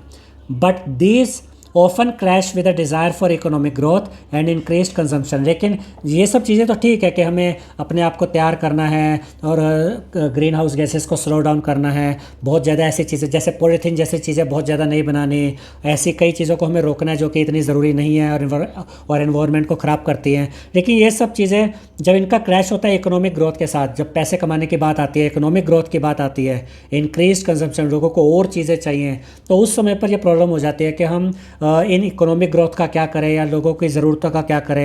यानी एक बैलेंस बनाना होगा कि लोगों की ज़रूरतें भी पूरी हो जाए, उनको समझाया भी जाए कि आप इस तरीके से चीज़ों को इस्तेमाल करें कि एनवायरनमेंट पे इसका बोझ ना पड़े। अब यहाँ पर एक समरी दी गई है इस चैप्टर की। Before we move on, India's diverse climate is shaped by its geography including mountains, deserts and plateaus, ये सब हम पढ़ चुके हैं।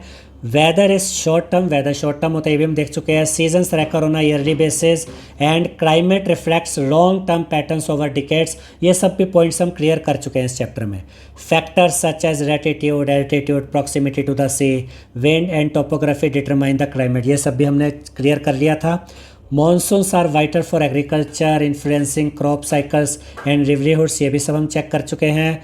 Climate is connected with cultural tradition, ये भी देखा था हमने। Festivals, agriculture and economic activities, ये भी हमने सब देखा था।